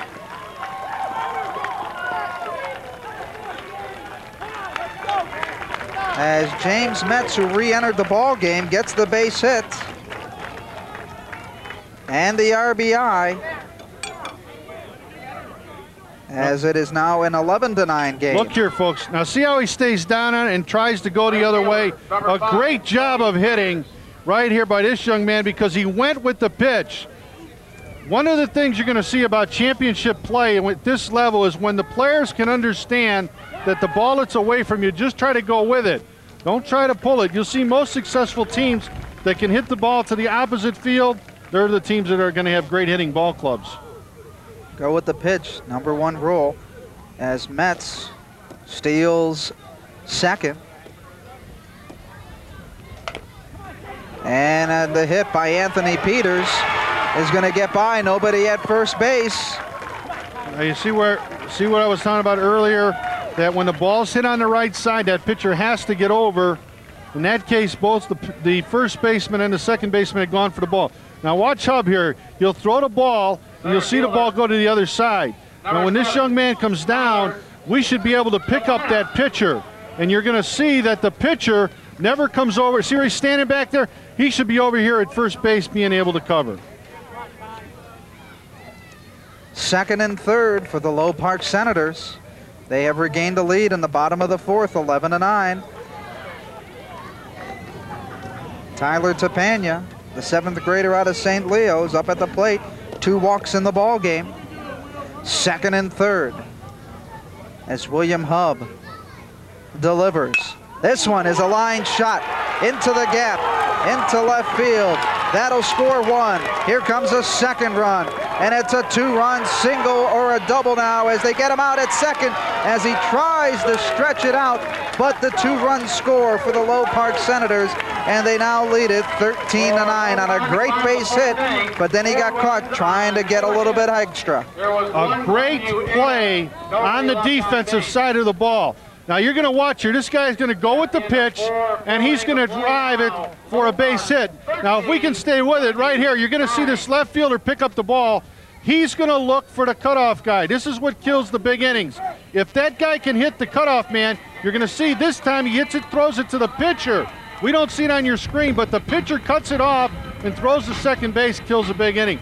Hitting cutoff man prevents the opponents from scoring a lot of runs in one inning, and that's a great play by the Glenview team. That could, if he would have stayed at first, you'd get that extra run in there, but now the great defensive play by Glenview shuts down the Low Park Senators when they were getting 4 runs this inning.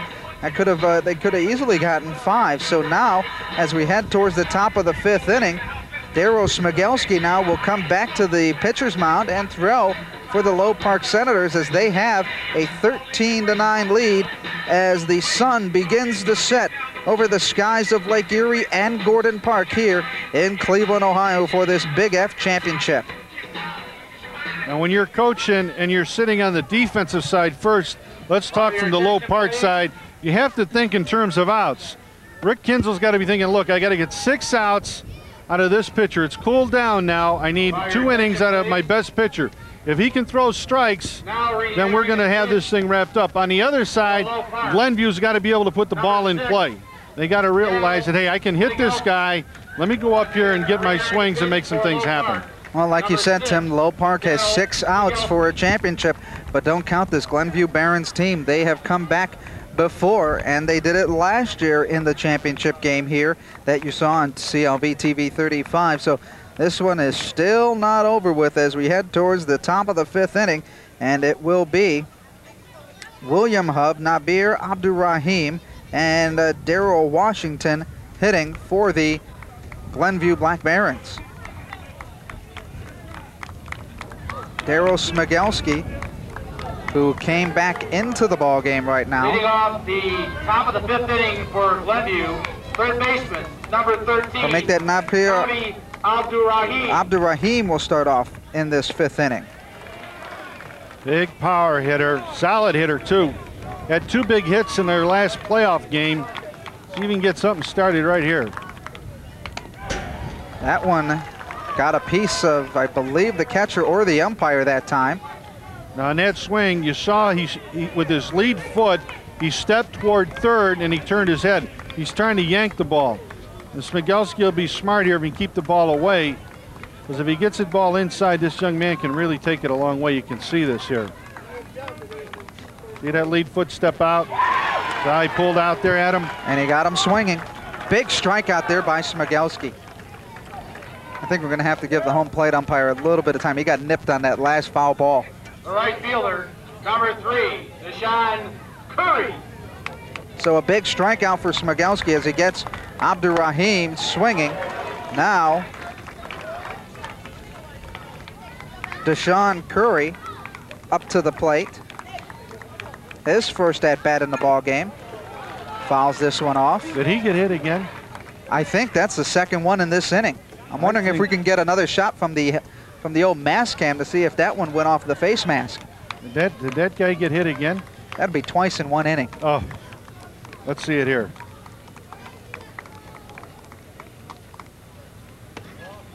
That one's on the outside part of the plate for a ball. I don't know if we have it on the replay on that last one that foul tipped back. But I think our umpire has just been hit twice in this inning, and that will take a toll on you. Big swing there by Curry, another strikeout. 2 strikeouts for Smigelski in this 5th inning, and that brings up Darrell Forrest to the plate. Second baseman, number 14, Darrell Forrest. There you saw on the swing by Curry, his head was looking way down the line, inside part of the plate. 13-9 is our score. Low Park with the lead in the 5th inning. Another strike. Now I saw that guy put down a 1, which to me, I thought was fastball. It sure didn't look like a fastball to me. No, it wasn't. You know, when you have a brother combination like Daryl and Eddie Smigelski as your pitcher and catcher combination, you know they're going to be working every day. It's like, hey, you want to toss the ball? Let's go in the backyard. Absolutely. I'll work on it. And each can throw for each other because both of them are pitchers on this team. I'm just wondering if mom or dad are here, and I'm sure they are. They're probably sitting on pins and needles. Absolutely. This one is popped up. Smigelski calling for it, and he makes the catch. So the Low Park Senators right now are just 3 outs away from a championship. But don't count out the Glenview Black Barons. We'll take a look at it here again. You're going to see this pitch. It's going to be coming, and you see how he drops his hands, doesn't get on top of the ball. That's called a top hand that needs to come around. But right now you're going to see 2-handed catch. Good job. Big inning. One inning that Rick Kinzel was really hoping for was 3 up, 3 down. They come back in here in the bottom of the 5, leading 13-9. Low Park 3 outs away from capturing their first city championship. And they're going to look to try to add some more runs to it. Right now in the bottom of the 5th inning, they will have John McNamara coming up to the plate. McNamara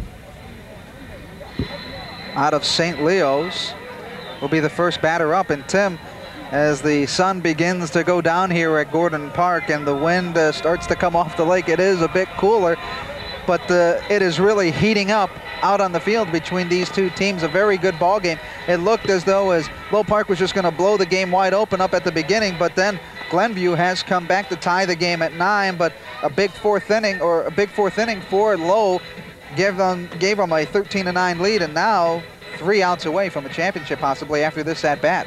You know, one of the things at this level is it's just like in basketball where you tell somebody, I want to go shoot a basketball. They'll do that, but they don't want to play defense. In football, a guy wants to pass, he wants to catch the ball, but he doesn't want to block. In baseball, everybody loves to hit. Oh, absolutely. But when you talk about playing defense, that's the difference between good teams and average teams. If they can, the team that's going to play great defense is the team that usually will advance on to being great ball clubs. And that's the thing, that right now, they've got their last opportunity to get some more runs, but they've got to go out on the field and really clamp down and really shut down the Glenview Barons. But right now, it'll be real interesting to see what's going to happen to this Glenview team as they come down. Is it going to be a total fall apart, or are they going to come back, get them down 1, 2, 3, and use the sticks? I think this is going to be the key point to the game. William Hubb's got to come out here and put these guys down without giving up a run. If he gives up a run, it really could bust the morale of the Glenview Black Barons. But as Greg McIntosh has said all year long, we've been coming from behind in every game. We can come back here and do it again.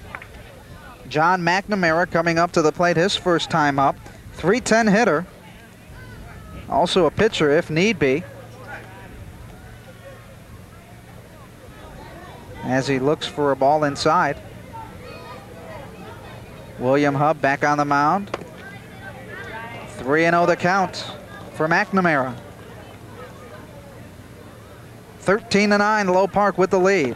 Inside pitch, he's going to take a walk.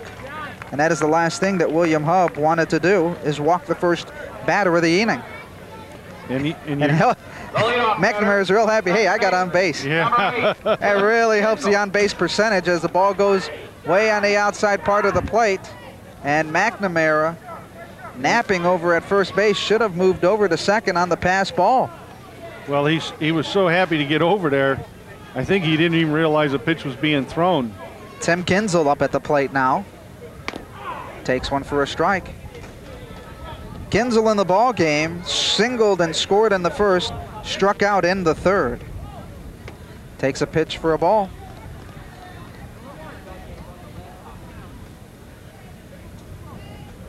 William Hubb rocks and fires, swung and a miss. 1 ball and 2 strikes on Kinzel. See Dad tell him, that's not your pitch. That ain't the one you wanted.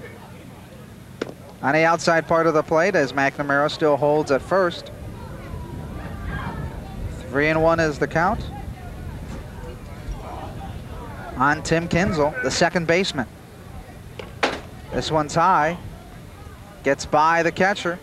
And McNamara will go over to second base on the pass ball. Adam, I think it's hit everything. The ball's been up there. The ball's hit up there. He's had to dodge left to right, but I don't see him get hit yet. Cameraman has not been hit yet behind the plate. Foul tip and a good hang on there by Shelby Gardner as he hangs on for the foul tip third strike. Or make that Jamal Edwards, who's behind the plate now.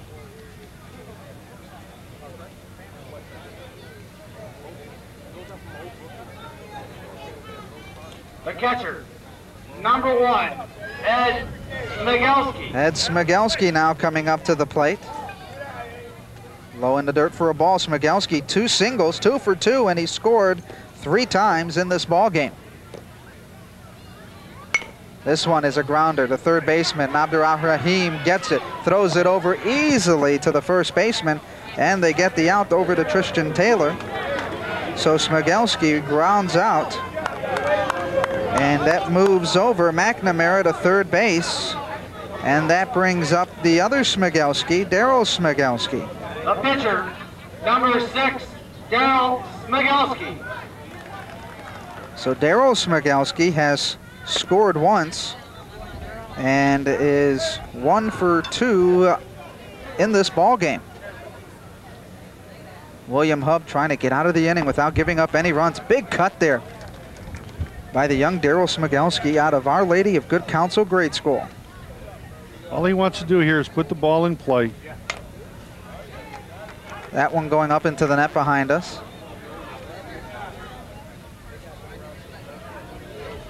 What's impressed me here is he got the first guy on, and he's really bared down and thrown strikes. I think he really realizes the importance of making sure this runner doesn't score. This one's lofted into left center field. Washington is there. They almost collide. They do, and they get the out. And that could have been big trouble if that ball would have dropped. So no runs. No runs for the Low Park Senators as we head towards the top of the 6th inning. As you see Smigelski's pop up into the outfield.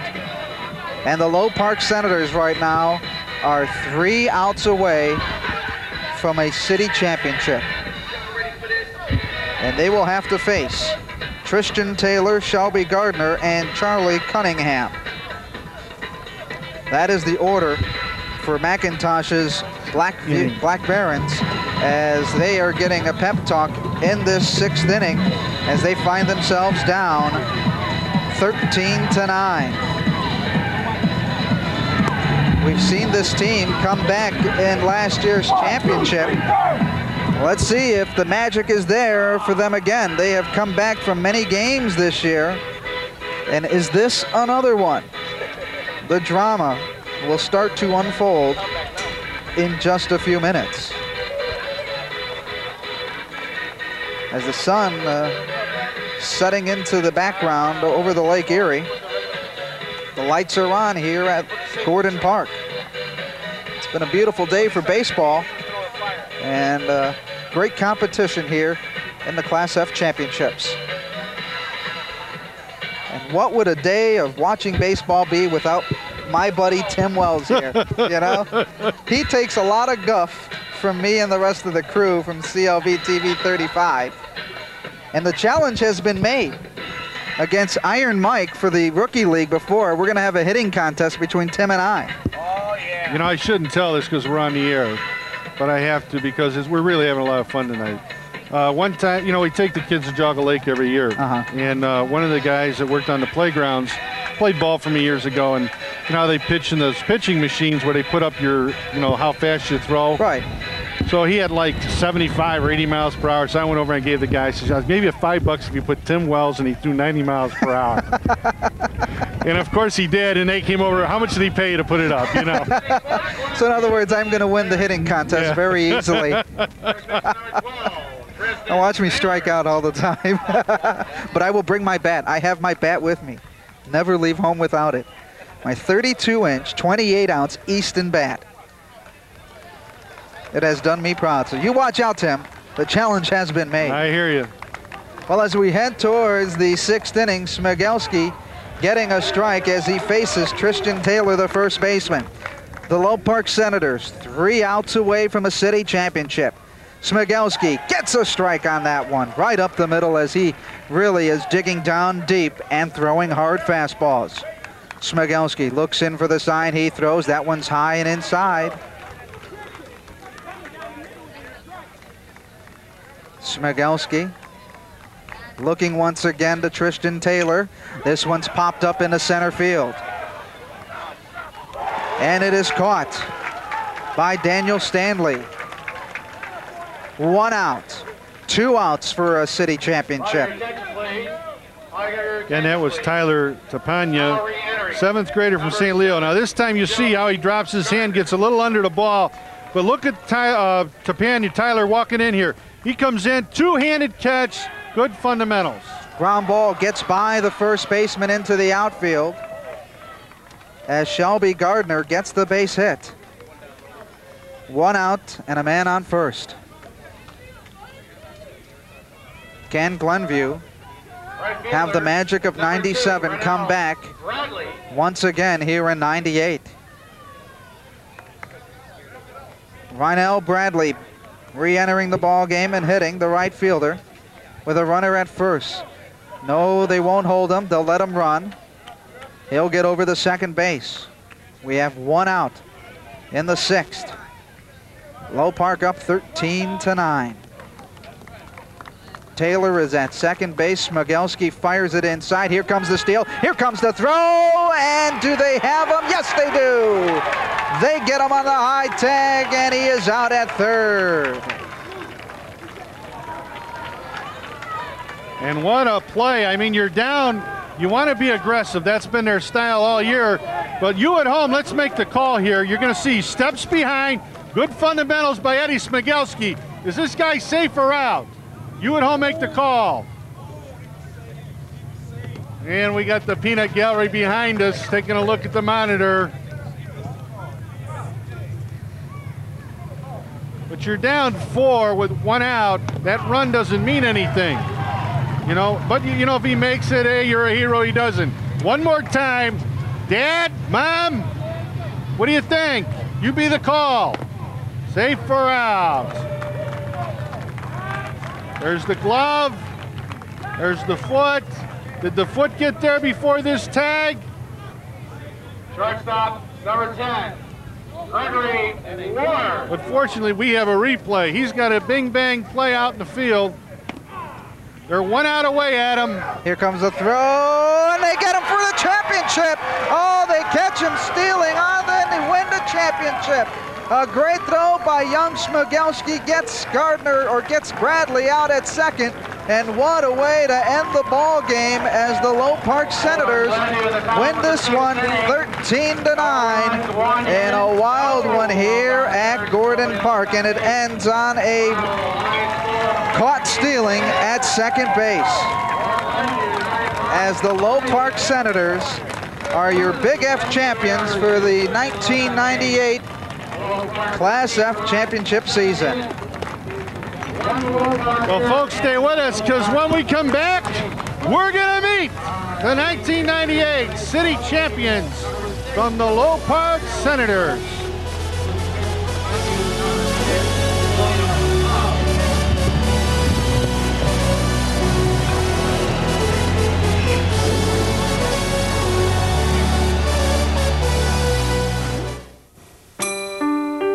Which child deserves to be read to? This one? Or is it this one? Which child will learn to use a toothbrush? Who will have a chance to sing? The choice is yours. Volunteer for Head Start. With your help, more low-income preschool children can get what other children already have. Change the world of a child, and you change the world. This is Cleveland Clerk of Court's Earl Turner.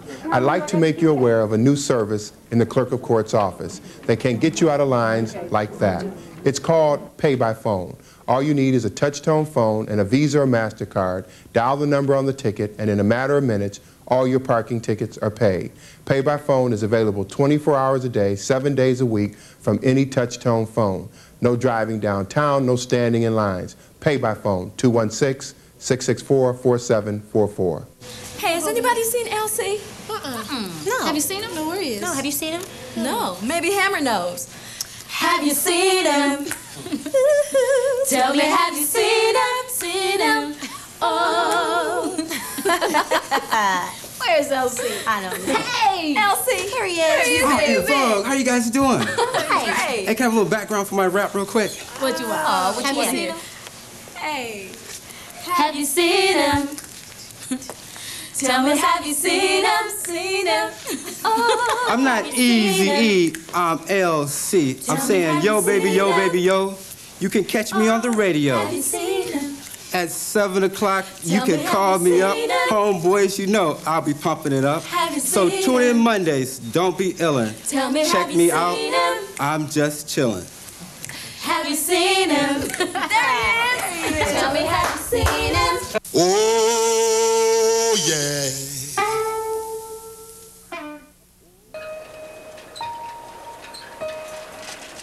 Your child out here unprotected? Never. Neither would you forget her baby shots.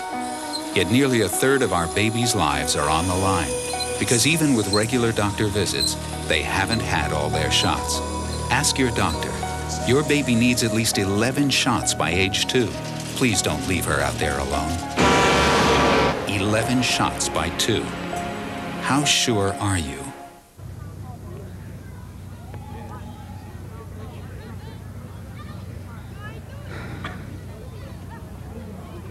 And welcome back to Gordon Park. Adam Mendoza along with Tim Wells and the Low Park Senators, the champions of the Big F championship game here at Gordon Park.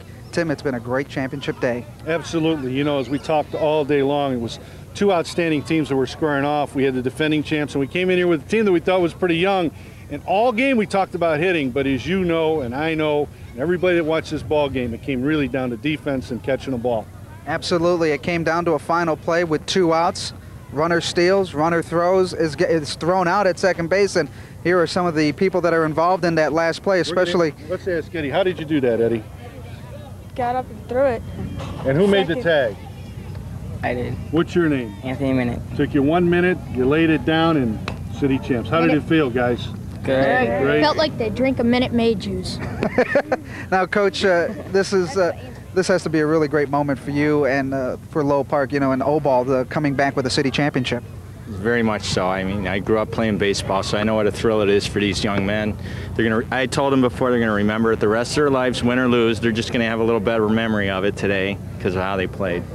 And that is one thing that these kids will remember this day for a long time, and also for the parents that come home city champions in 1998. Yeah, and also we'd like them to know that we are very proud of what you've done. They'll be honored later this month by Mayor Michael R. White at City Hall's Rotunda, as all city champions will be honored by the mayor as receiving their city championship trophies. But for Rick Kinzel and the group that played here today, they put on a great show. When we looked at some of those running plays, talked to Rick before the game, I said, you know they like to run, how are we going to stop them? He says, I got a catcher that can do it. And it came in the last inning when we thought they were 3 outs away. It was 2 big outs. Well, this game was almost a blowout at the beginning, but Glenview came back and tied the game at 9. But then, with 4 runs in the 5th inning, here comes Low Park coming back with a 13-9 win, a big win. And I have to feel pretty good myself because when I grew up, I used to play over at Low Park, so I feel a little bit better that a city champion has come out of Low Park. You know, and obviously one of the people we'd be remiss is Daryl Smigulski. He really came in and pitched with a lot of heart and poise. And you saw that the plays that they made were good fundamental plays, which goes back to coaching and teaching the fundamentals.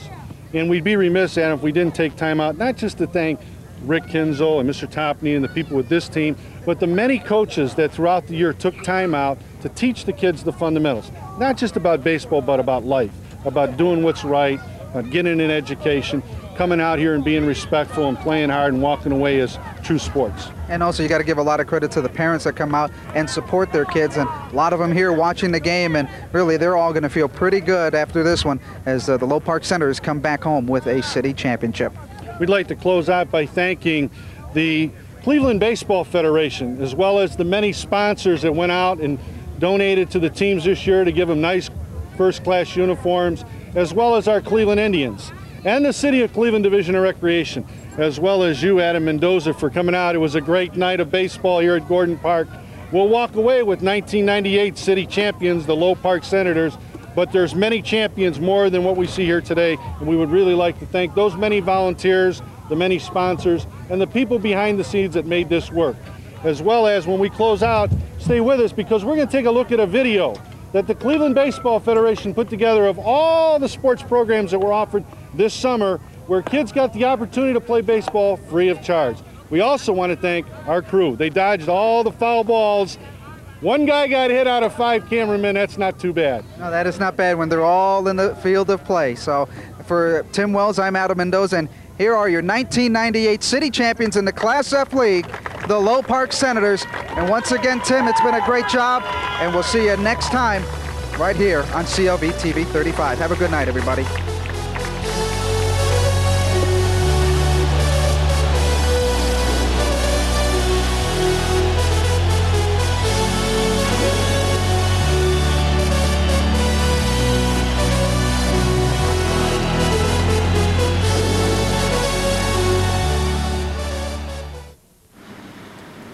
Hey kids, it's summertime. Time to fill our City of Cleveland ballparks.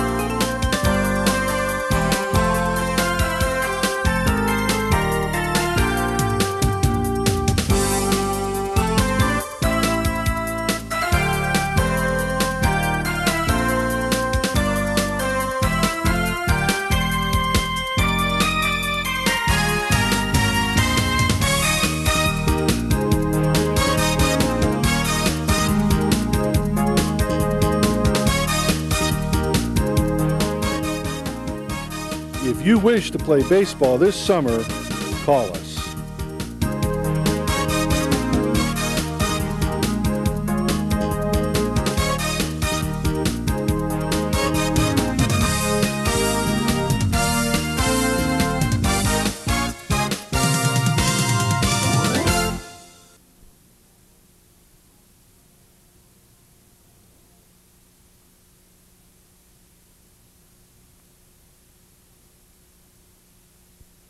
Hi, my name is Rich Koblantz, and I'm the president of the Cleveland Baseball Federation.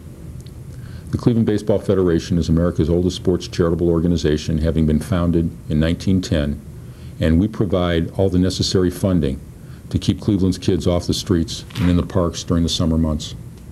Over this past summer, over 5,000 of our city's boys and girls between the ages of 6 and 18 had the opportunity to play baseball and softball through the efforts of the Cleveland Baseball Federation and its contributors. While learning all the skills that these sports teach and enjoying playing the games of baseball and softball, our organization wants our kids to learn the various skills that they're going to need to help lead our society into the next century.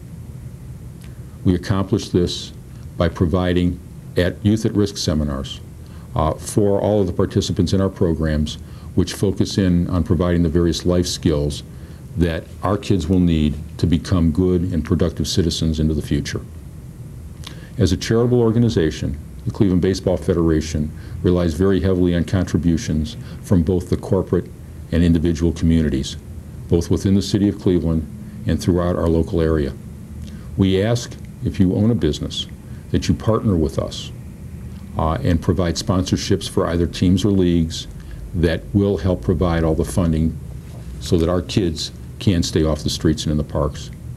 As an individual, any contribution that you could afford would be most appreciated, and we can assure you that it will be well used. We have a membership program for individuals, and we also have an alumni program for the many thousands of people who played in our programs over the last number of decades. To the parents of the kids who are involved in our program, we would like you very much to get involved with your son or your daughter's team and your local recreation center. I can tell you that there is no better way to enjoy a summer evening here in northeastern Ohio than going out to the rec centers and to the parks and watching our kids play baseball.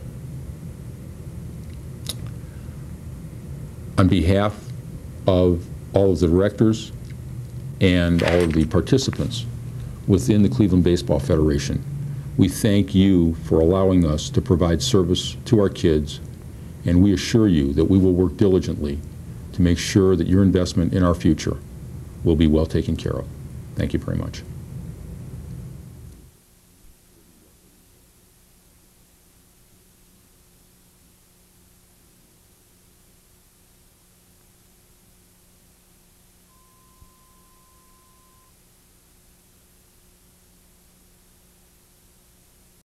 We hope you enjoyed today's game.